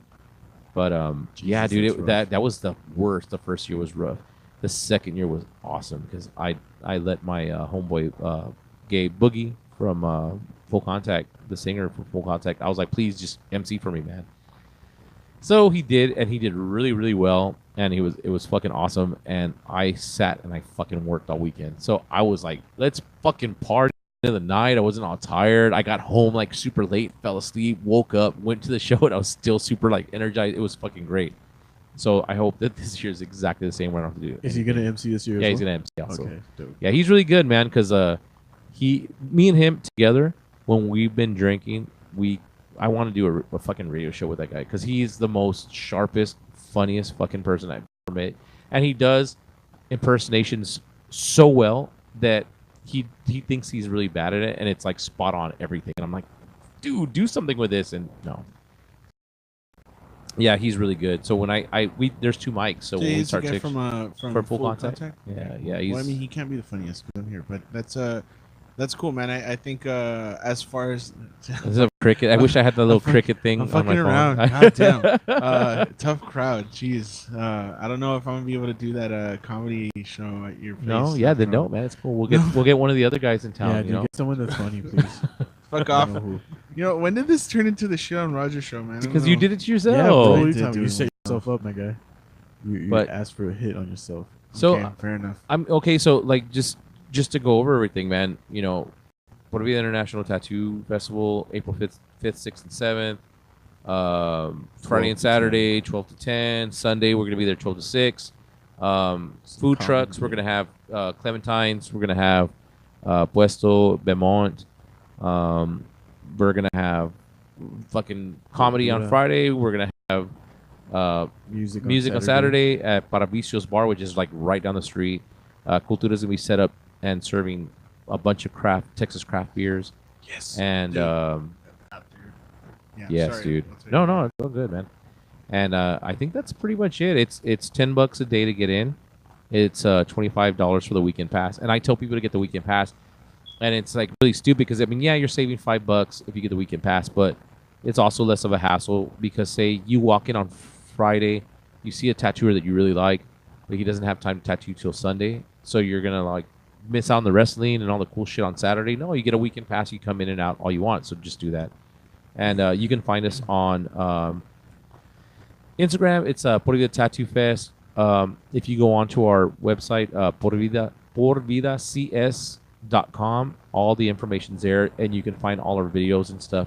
We have a lot of YouTube videos of me just talking about shit like how to get your passes and like videos from last year and stuff that you can check out. And who do you got running like video for you and all that shit? No, nobody. Just Dude, kind of no, stitching it dude. together. Like last year, Lab 451 took a bunch of just random videos and then didn't have time to do anything with it. So they sent me like a bunch of fucking USBs full of shit.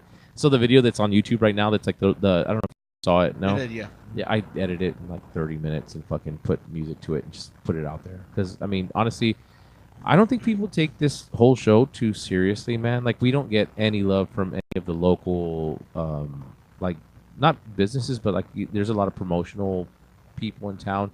I know that like I think Laredo Chingon wants to do like a little video, which is fucking awesome, man. Yeah, we're actually working with him at some point too. He wants to do something for the podcast. Yeah, that's cool, man. So I know he said he wants to set something up. There's another podcast that wants to have us on, but honestly, like out of like the 50 people that are only those like you guys and them two, that's it, man. Like no one else has like reached out to us. It's because they fucking love you, dude. That's what it is, man. I love you too, man. And I It's all support right. the scene, dude, and that's what it is. Like, Well, and you know that's and it's is that the point you're that's making? that's what I'm going back to is the fact that like you know what, man, like, there's a million things that I've done in my whole life to try to like up the scene and stuff like that. And when it comes down to it, man, like I don't do it to make money off of people. I just want to fucking do something fucking cool. So, you know, I used to book shows not because I was making $1 million off the fucking shows, but so that kids wouldn't be fucking bored on Sunday fucking afternoons. You know, and it worked out.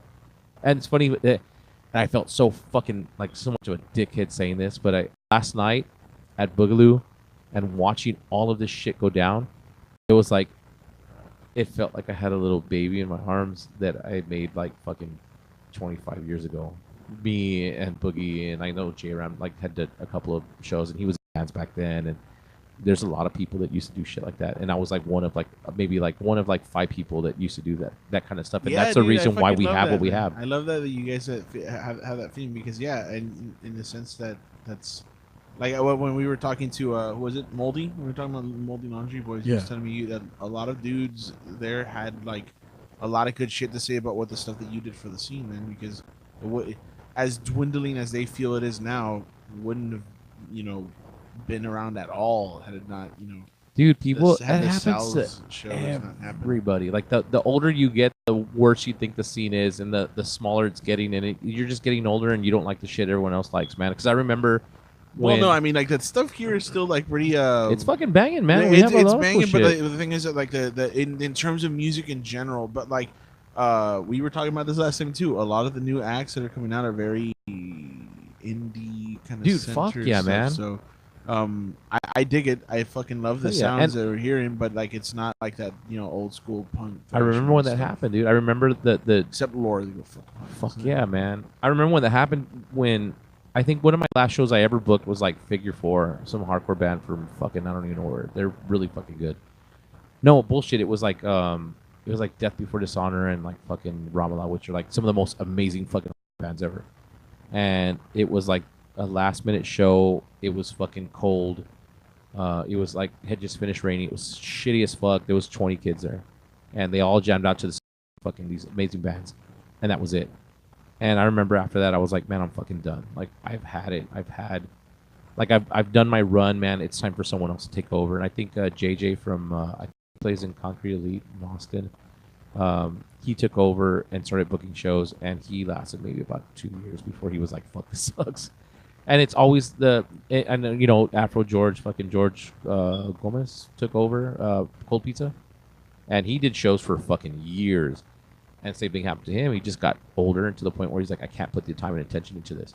But I remember the changed. It was like some band. I wish I could remember the fucking band. It was like some band that was like an indie band, and they were playing, and I was just like, what the fuck? Somewhere in between.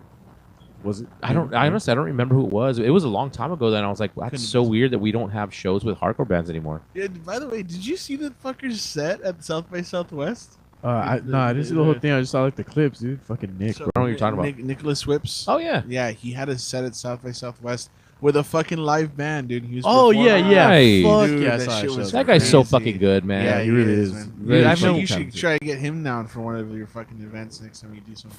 Fuck fucking Whips, dude. That Yeah. guy's too much of a fucking rock star for me now. Nah, dude. No, I'm just Nah. kidding. I love that motherfucker. When we were talking to him last time, I told him, I was like, dude, you know what? Like, I've been thinking about throwing another show. I want to have another show at my place, but I want to do like some hip hop stuff. I literally like never this fucking ask him. Like, if I asked him, he'd probably say yes. Yeah, I know. told him, I told him, I was like, how much for you to come down or whatever? He was like, do it for free, dude. Yeah. I don't fucking care. I was like, Dude, I've no, known that kid since why? he was like fucking 14, drinking fucking like man. Tollies, skateboarding, you know, down the street from his house. Like, dude, he's fucking nuts, dude. Like, it's so weird. And seeing him, and I'm like, calm the fuck down, you know. American Horror Story. He's all fucking like beautiful and shit with his little open up shirts and shit. Like, get the fuck out of here, man.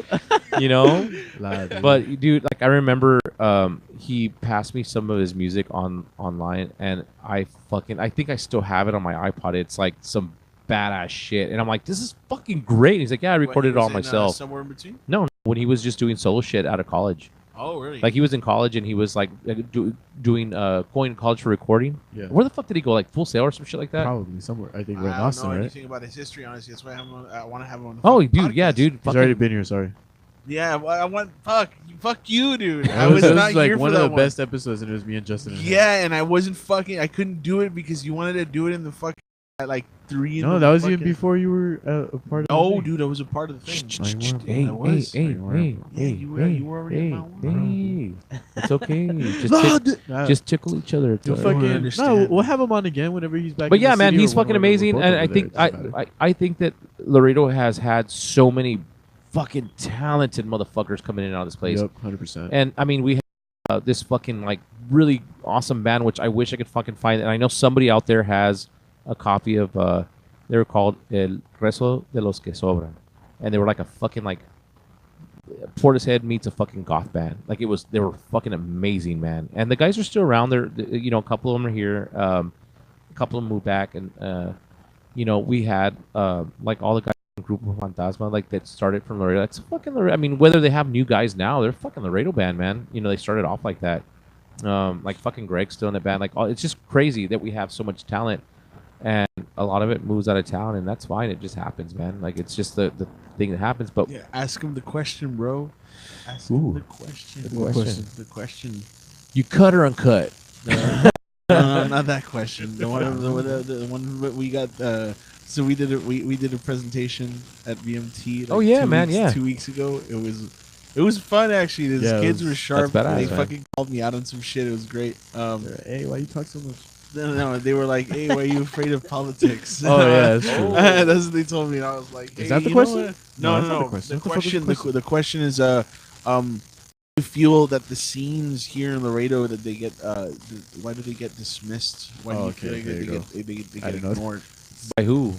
There was The- well, I mean, just people in the general. Be more like, specific, it- man. I mean, seriously. there's a 250,000 people here in Laredo. Why do you feel that a lot of these events don't get as much support as you? I feel they deserve. You know, they get as much support. Like even last night, we'll say for example. last Okay, night- look, here's a perfect example. The 2-month run of that place downtown called Ethos. Oh yeah. Like that just like All real right, quick, here's- no support and all that I- shit. That's a whole different. No, like, no. monster, Actually, though. it actually has It a lot to ties do into with it, it. Does though. it does? And here's the thing about like Ethos and all these other places, and more than the place, and that it's a 2-part thing. And the first part and the easiest part is people are fucking lazy. Like they're just fucking lazy. Like we had a meeting for that that art thing, and there was a guy there that was like super brand new to everything, and he was really cool, and he had a really cool presentation, and he was like really nice, and he was really vocal about not really knowing, and he fucking came out straight and said, I don't really know a lot about this stuff, and he's like, well, people, and he's in his presentation, like to boil it down, he basically said that there isn't a lot of stuff going on, and that he doesn't hear about a lot of stuff going on. And I was like, no, man, no, dude, like there's a lot of shit going on. You're just too lazy to look for it, because everybody nowadays is like, Facebook, great, and then that's it. Like you don't fucking try to you don't go out of your way to try to find something going on. And a lot of it has to do with like, okay, last night we were hanging out with one of our friends, Mark. Me and my wife were hanging out with her best friend Mark, and he had a friend tag along that he hadn't seen in a while, and the mic is making a super nasty sound. What mic? Yeah, the buzzing is way up, dude. Oh yeah. Yeah. Thanks for letting us know. Thank you.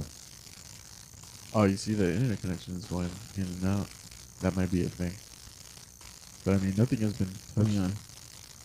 So, yeah, keep going. Oh yeah, keep talking. Yeah, well, I'm monitoring. So one of the things he said was like, "Oh man, Boogaloo, man, like that place seems really cool." But the first time I went, they tried charging me like $15 to get in, and check the headphone thing. What headphone? That's not connected to anything though. No. No, like that's not gonna make a difference. Whatever you moved made it worse. No, earlier. Like, it's because the thing is that we're working on a delay here.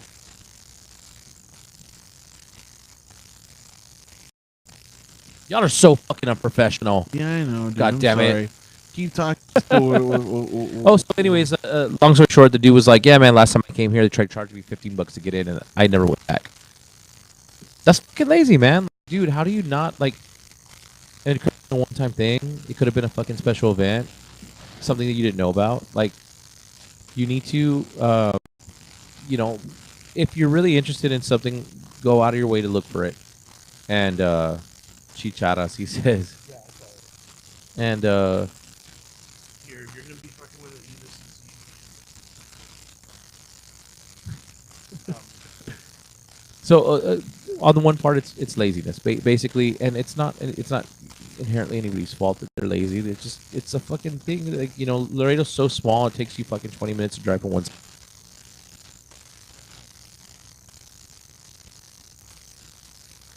You don't want to go out of your way or inconvenience yourself to go fucking find something cool to do. And I fucking hate Laredo time bullshit. That fucking where, you know, you stay home, you pre-drink, you know, shit, and then you don't leave your fucking house till 11:30 to get somewhere at 12 to fucking only be there for 2 fucking hours. Like, fuck that shit. Lights are fucking out by fucking like what, 7:30? Go fucking party all fucking night. Go watch fucking shows. Go check music. Go look fucking dude. You know, one of the first times that I felt like I.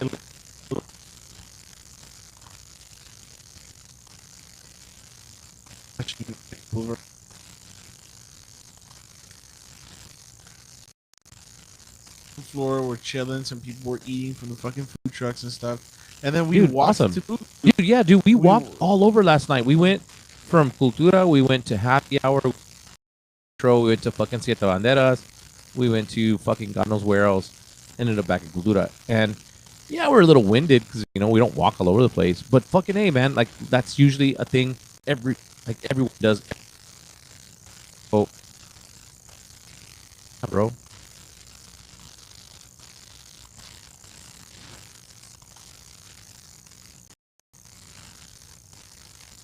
Howard thing. You think it's there? But like, how would the just breaking up? How does it sound like monitoring? Is it not, can you hear us? I on hear here? you fine, man.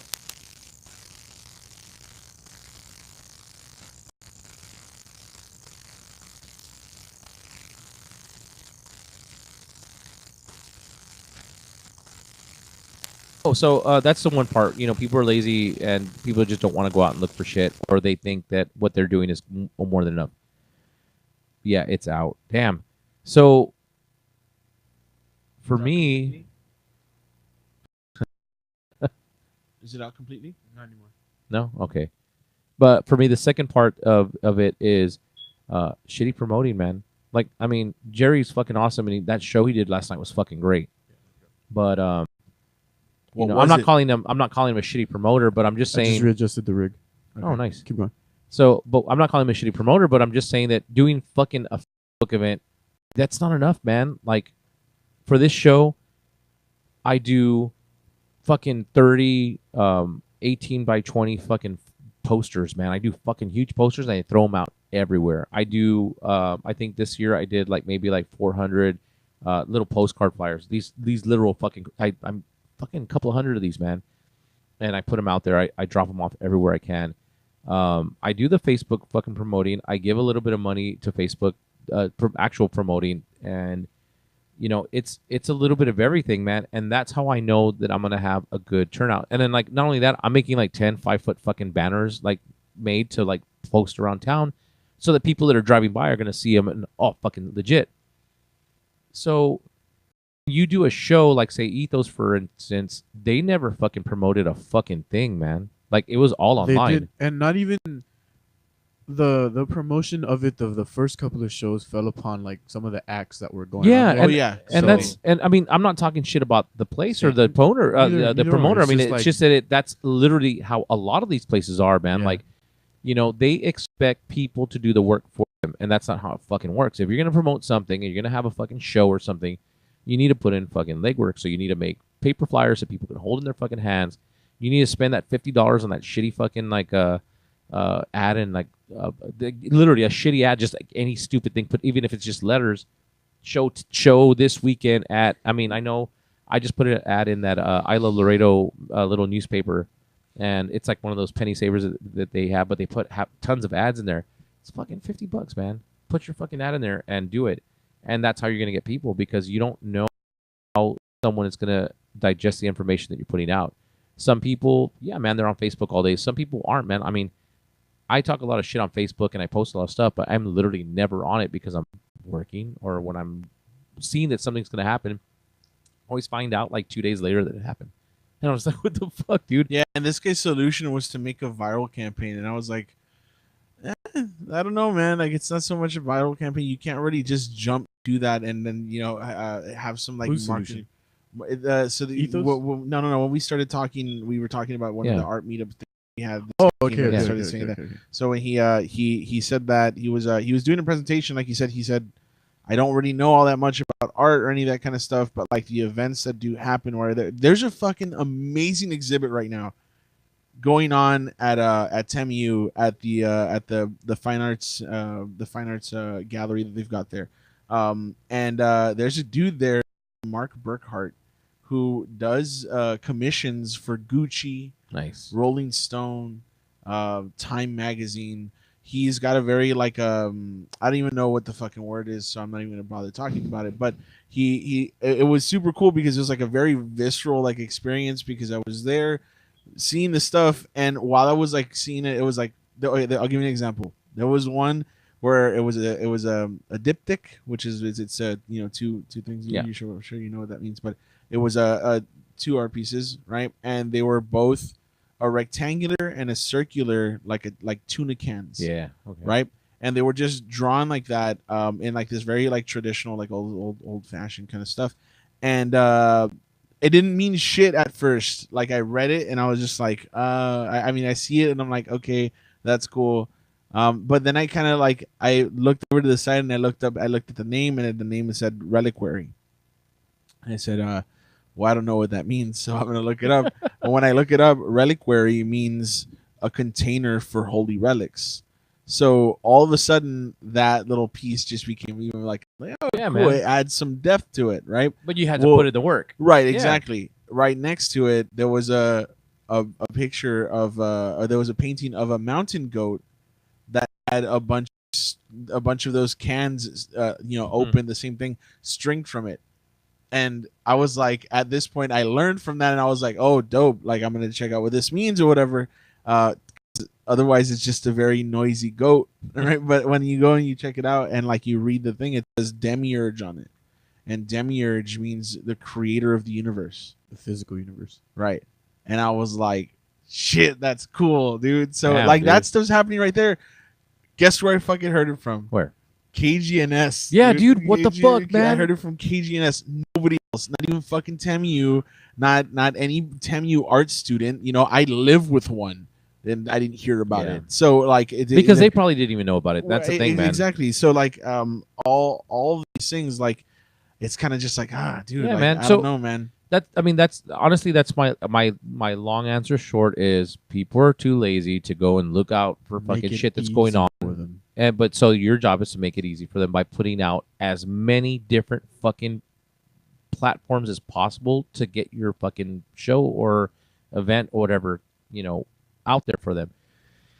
Even if you gotta do guerrilla ass shit like fucking you know, tape a fucking flyer up at Taco Blanket at fucking 2 a.m. It's probably not gonna be there for more than an hour or two, but in those hours or two, you'd have a lot of fucking people seeing it. You know, yeah, they even having like what's it called in New York, man? In New York, the wheat pasting.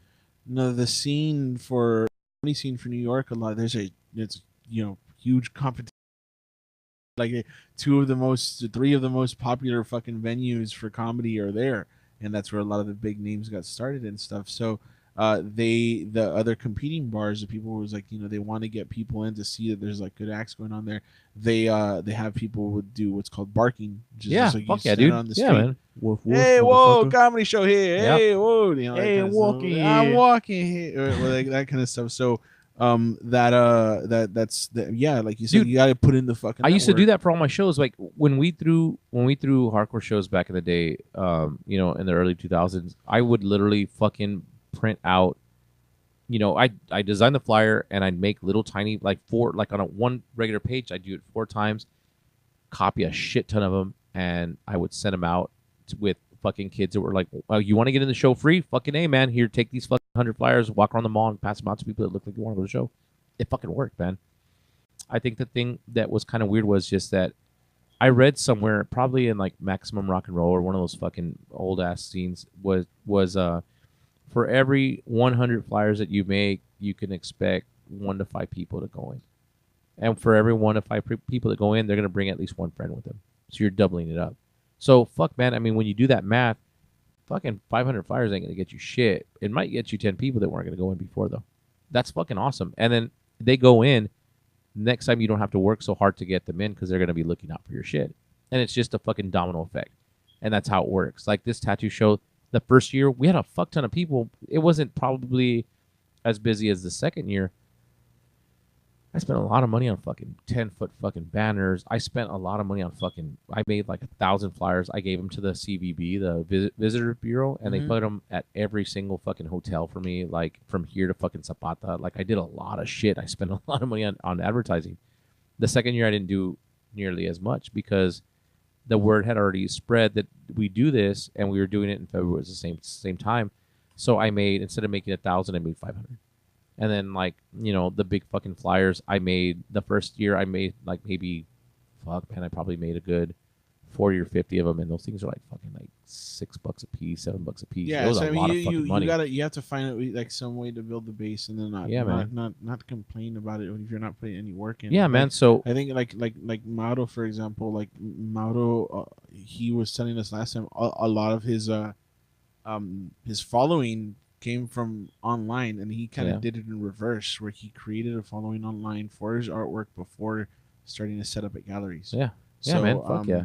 And that works too, because if you can do that, if you can, like, viral fucking shit doesn't work, because it just means, like, if you've ever seen the new Wreck-It Ralph movie, man, where it's like everyone's like super excited for like 5 seconds, they move on to something else. That's all it is, man. I haven't seen it actually. It's fucking awesome, man. You should watch it. So it's kind of like that, man, where you're doing a viral thing. It's like gonna fucking work for you for a couple minutes, and that's it, man. Like, it's fucking terrible. So there's this dude, I can't remember his fucking name right now. That he's like a entrepreneur, and he fucking does all this, like, where he talks about shit like that and how to like do stuff. And one of his major things is cross promotion. And a lot of people like give me shit like, why the fuck do you work with Cultura so much? And I'm like, well, it's fucking cross promotion, motherfucker. Like, And because they have good beers. And they have good beers. And they're fucking cool people, man. Like, they're all Yeah. fucking badass. But the thing is, I can make them shirts, and they fucking rep them. And then they post my Instagram handle on their, like, hey, we have new shirts. Thank you, Kutzalvo Print Company. And Yeah. that just fucking gained me like 5 or 10 new people that want shirts. And that's how it works. And then, you know, when we post something about them, people are like, oh, that place is fucking legit. I'm going to go check it out. Because we talk about fucking places all the time. With, like, right now, there's a lot of Army guys here because of the whole stupid border emergency bullshit. These fucking dudes are all fucking cool. Not fucking dickheads already. They come and get tattooed. They hang out. They're fucking awesome. They spend money all over the city. And they've never been to, like, half the places that are, you know, like all the things that are going on right now. I bet they'd fucking love to, but how the fuck are they going to hear about it, man? You know, you're talking about 5,000 fucking dudes from here to Heavenville to Alice, Texas and back, and they want to come here to hang out. How are you going to get them in? And that's kind of the thing. Everything you have to kind of like think of it as a puzzle, you know, or like a fucking math problem. How are you going to fucking fix this equation and fucking better yourself?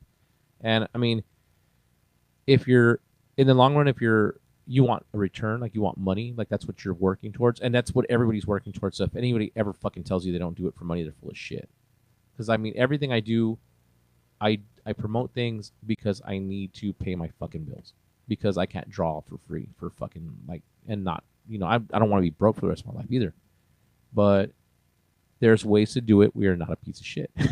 And that's as simple as it fucking gets.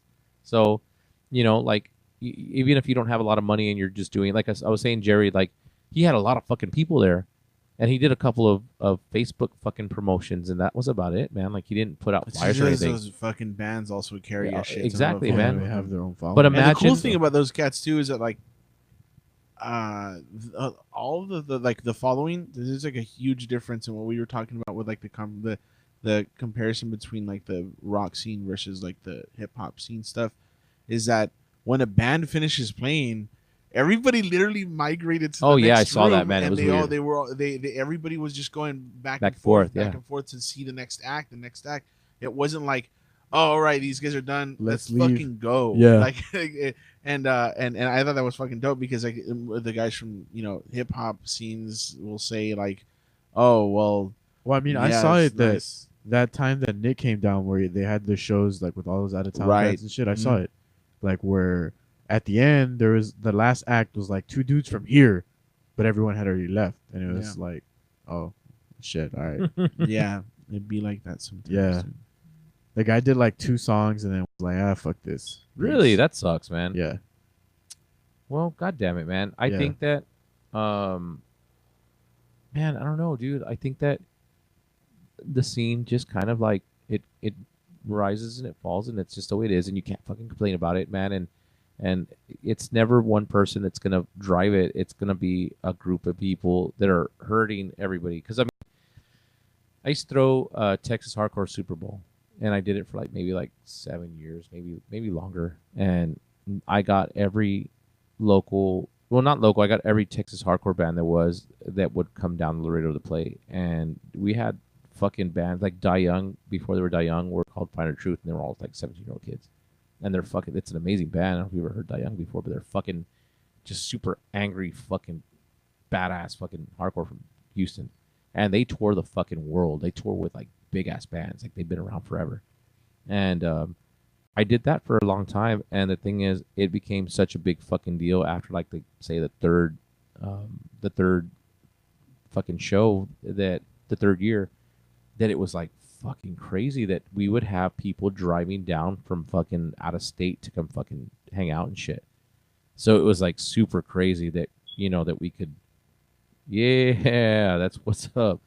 And so it was so crazy that after maybe about the 3rd or 4th year, I didn't have to promote so hard. But the first like 2 or 3 years was me fucking literally like begging for fucking cash. Like Boogie, god damn it, man, where he's the nicest fucking dude in the world. He literally bankrolled like most of this shit, because he was the only guy that we knew that had a full fucking time job that was like fucking legit doing what he wanted. He was working, and he still says the same job. He's been there for like 25 years. And it's not that you have a lot of money, it's the fact that I put a fuck ton of time into it. And I mean, I book shows, I fucking send out 30 million emails, and to this day, like, I get home and my wife's like, Like we'll wake up at 7 a.m. I'll drop on my kid at school. I'll come back. I'll eat something, and then we'll start fucking printing at 8. And from 8 to fucking 12, dude, I'm it's printing. exactly like the thing that we were talking about when it's like personally, and I keep going back to the whole like comedy thing or whatever. But it's because like that's the thing that's been the most apparent to me as of late. But like, there be people who like they'll bring you down just to bring you down, man. Not just not bring you down, but they deny the fucking work, dude. It's like, dude, I've been putting in time, effort, fucking gas and money into all this shit. I went to like San Antonio has that like comedy club thing going on. It's called the LOL Comedy Club. There's an open mic that happens on Tuesdays, and right now, kind of the spot to be at because the people who own the comedy club in San Antonio, who own the LOL, are the same people who manage the Houston Improv. So that's like a pretty big deal. So you want to kind of get out to the open mics or whatever there. They recently did a thing where it used to be you showed up. If you showed up, you would show up and you would get a spot. You know, you would like an open mic, here it's like somebody standing with a fucking list, whatever, you show up and then they write you up and then that's it, right? Over there it's like, oh, we've got 40 comics tonight, so that means like it's probably gonna end up being like 3 hours of comedy, and by the end of the day, if you end up getting a late spot, it's gonna fucking suck because you're just basically gonna sit there waiting. You know, you're gonna have a crowd of like 2 people, and they're also comedians just waiting for their spot. So there's been times that I've gone over there because they recently did a cut where now it's only 25. So you can only have 25 comedians. No, it's not cool because that means if I drive over there, there's a chance that I don't get a spot. But that's fucking cool though, man. Well, that's what I'm saying. I go over there, I go and I check it out, and now it's like I can't get over there and get a spot or anything like that. And you know what? I thought it was a fucking great idea because they do have a cutoff point at 11, so they don't have like a tired ass crowd or anything like that anymore. But it's also like way more favorable towards the local people. Oh yeah, because they can just fucking go. If they don't get a spot, they can leave. Me, I have to travel, you know, a total of 5 hours, you know, to try and attempt to get a spot. So 5 hours to San Antonio?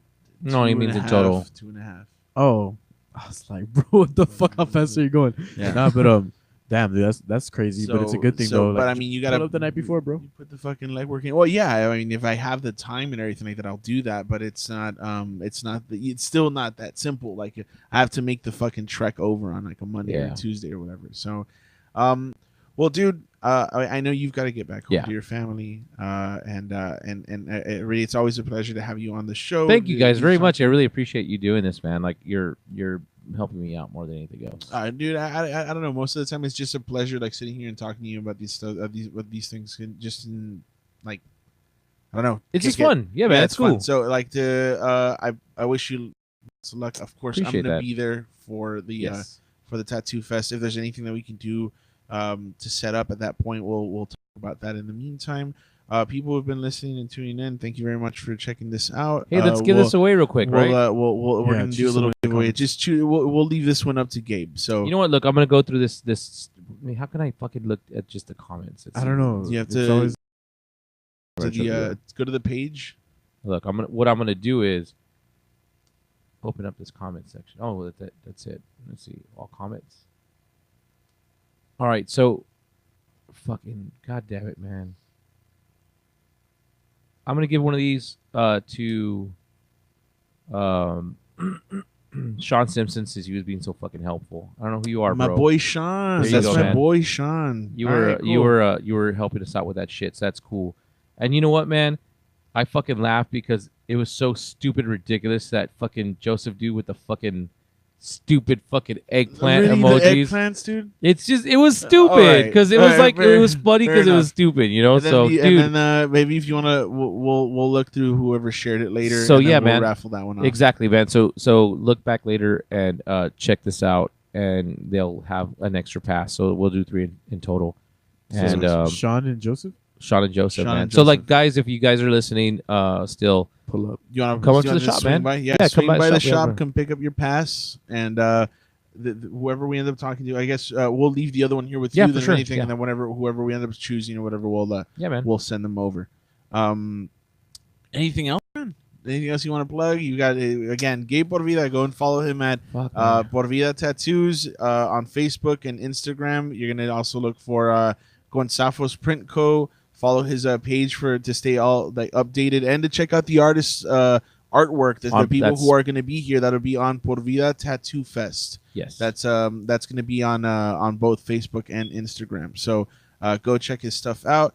And if you haven't already, share with your friends. Aliens on the Border and Gabe Rodriguez from. Thank you guys. Yeah. Vida Tattoos. You have anything else? Always to add, a pleasure. Nah, man. Plug your shows. What's up? Yeah, man. What's up, dude? I've got a. You know. Oh well. Okay. I'm gonna be performing at the after party. Isn't it the after party for the first? So Friday.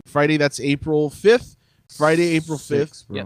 No, it's 5, 6, and 7. Oh so yeah. Friday, April 5th. I'll be doing a comedy show. I'm actually the only local comic on the bill. It's gonna be fun as hell. The other guys, I actually have not story, but I have met Larry Garza because he's worked with me. I've worked with him before. He's a very funny guy. I believe he's a headliner, correct? Yeah, he's a headliner. Tori's fucking funny as fuck too. Yeah, I've man. heard actually she was supposed to be on the Happy Hour show, and I was also supposed to pull up to one of her shows in San Antonio, like Lost Translation point, but. Yeah, I can't wait to check that out cool, and to be a part of it as well. So if you guys check that out, have anything going, check out the Tattoo Fest and then pull up to the comedy show. And on Saturday you're gonna have the after party with all the bands, all the bands there. That's Laura and Android, Dos Leones, and Full Contact. And Full Contact. Yeah. Full Contact. Cool guys. Again. So yeah, if you have any questions or if you want to like throw a bunch of money our way to like help do this and shit, man, you can email us at porvidacs@gmail.com. If you just want information on how to like show up and shit, and I'll email me or message me, DM me. I'm more than happy to like hang out and message back and forth with you guys. I think that's about it, man. And if you want to give me money, just text me. My Cash App is money sign Por Vida Tattoos. My Venmo. Yeah. Cool, man. Again, hey, thanks a lot. Thank you, man. It's always Thank you. super fucking fun. Josh, got anything to add? Some stuff in the brews, but in brewing. But I mean, y'all need to stop fucking around and start already fucking like talk, because I know you guys were working on some kind of movie podcast and that never happened. I got really bummed out. Yeah. It's still that was, I don't even know what the fuck happened with that, honestly. No, just the people that were involved, like me and him, obviously, and then like the other couple of friends that were on it. I don't know, like they kind of just vanished, and one of them doesn't live here. Just fucking invite me already to do all this shit with you. Don't fucking do it, man. I have like a ridiculously stupid fucking encyclopedic knowledge about fucking shitty movies. No, we know, man. Yeah, I've talked about this a couple of times even before too. What do we have in the works, man? What do you have in the works? 'Cause I don't know. Nothing that I'm ready to announce just yet. Because it's still like. Are you relaunching your rap career, bro? Please. No, I'm not. Speak it into existence, man. No, I'm not. I'm not relaunching a rap career or anything like that. I'm just. You don't have enough face tattoos right now, bro. No, I don't. No, I don't have any. No. I don't have any hand tattoos either, but that'll change soon. Nah, but yeah, dude, just keep an eye out. aliensontheborder.com and all that shit. And I'm just gonna play the intro song again because I really fucking like it. And the mic drop. Follow the mic drop. The mic drop. The mic drop. We're gonna be doing weekly rap battles. The mic drop is a new open mic that I'm getting started here in Laredo. It's gonna be at me and Francisco, aka Frankie Flowers, aka the Comedy Sausage. We're gonna be doing. The fuck did you just say? Comedy Sausage. The Comedy Sausage, man. Comedy Sausage. He fucking hates that name. That's the only reason why I always say it. Terrible. So yeah, I'll be doing an open mic at Cultura. The rules, we're gonna get them out at some point. It's gonna end up being Thursdays. I currently don't have an exact start date on when that is going to be. But ladies, it's also Chicas Chingonas Night over at Cultura. So it's basically, if you have your pint glass, you get $2 off of that that draft. Yeah. We'll be getting rules out soon, but it's basically going to be 5-minute sets. You want to write up some jokes, start it now, and I'll be updating via the Facebook page, and we'll also share here on AOTB. Just fucking keep an eye out, man. There's a lot of cool shit happening around. So a lot of cool stuff. Catch us at some of these events. Catch us at Por Vida Tattoo Fest. Oh, yeah, that we'll definitely be there. So for sure. Hey, if you guys know any places that I can put up actual posters, like those fucking huge ass Dude, posters. tape one to the back of my car. So if you're listening and you have a place or a business that's really heavily trafficked that you want to let people know, let me know. Just hit me up. Can we like stick them up at a like TAMU or something? You have to have them approved. Yeah. Dude, what are these creepy ass sounds going on in your It's the fucking the automatic fucking. It's up there, man. Yeah, that thing. Why are you tripping? Oh, okay. So I was wondering, like, why does it smell good all of a sudden, then it fades away? Yeah, man. It's not we're not haunted. Okay. All right, good. Sadly. Well, that's it for us, guys. Thanks for another episode. This is episode 80 with Gabe Rodriguez from Por Vida Tattoos. We'll see you there. Peace. Peace. Aliens on the The border. Armed Air Forces has announced that a flying disc has been found. Faster than light spaceship of the future. By direction of the President of the United States, stay in your home. Is it human or in earthly or unearthly? Born in that swirling inferno of radioactive dust, there is no word to describe them. We may be witnesses to a biblical prophecy come true. Why is it that we usually ignore the fourth dimension? Is this the human race of the future? Aliens on the border.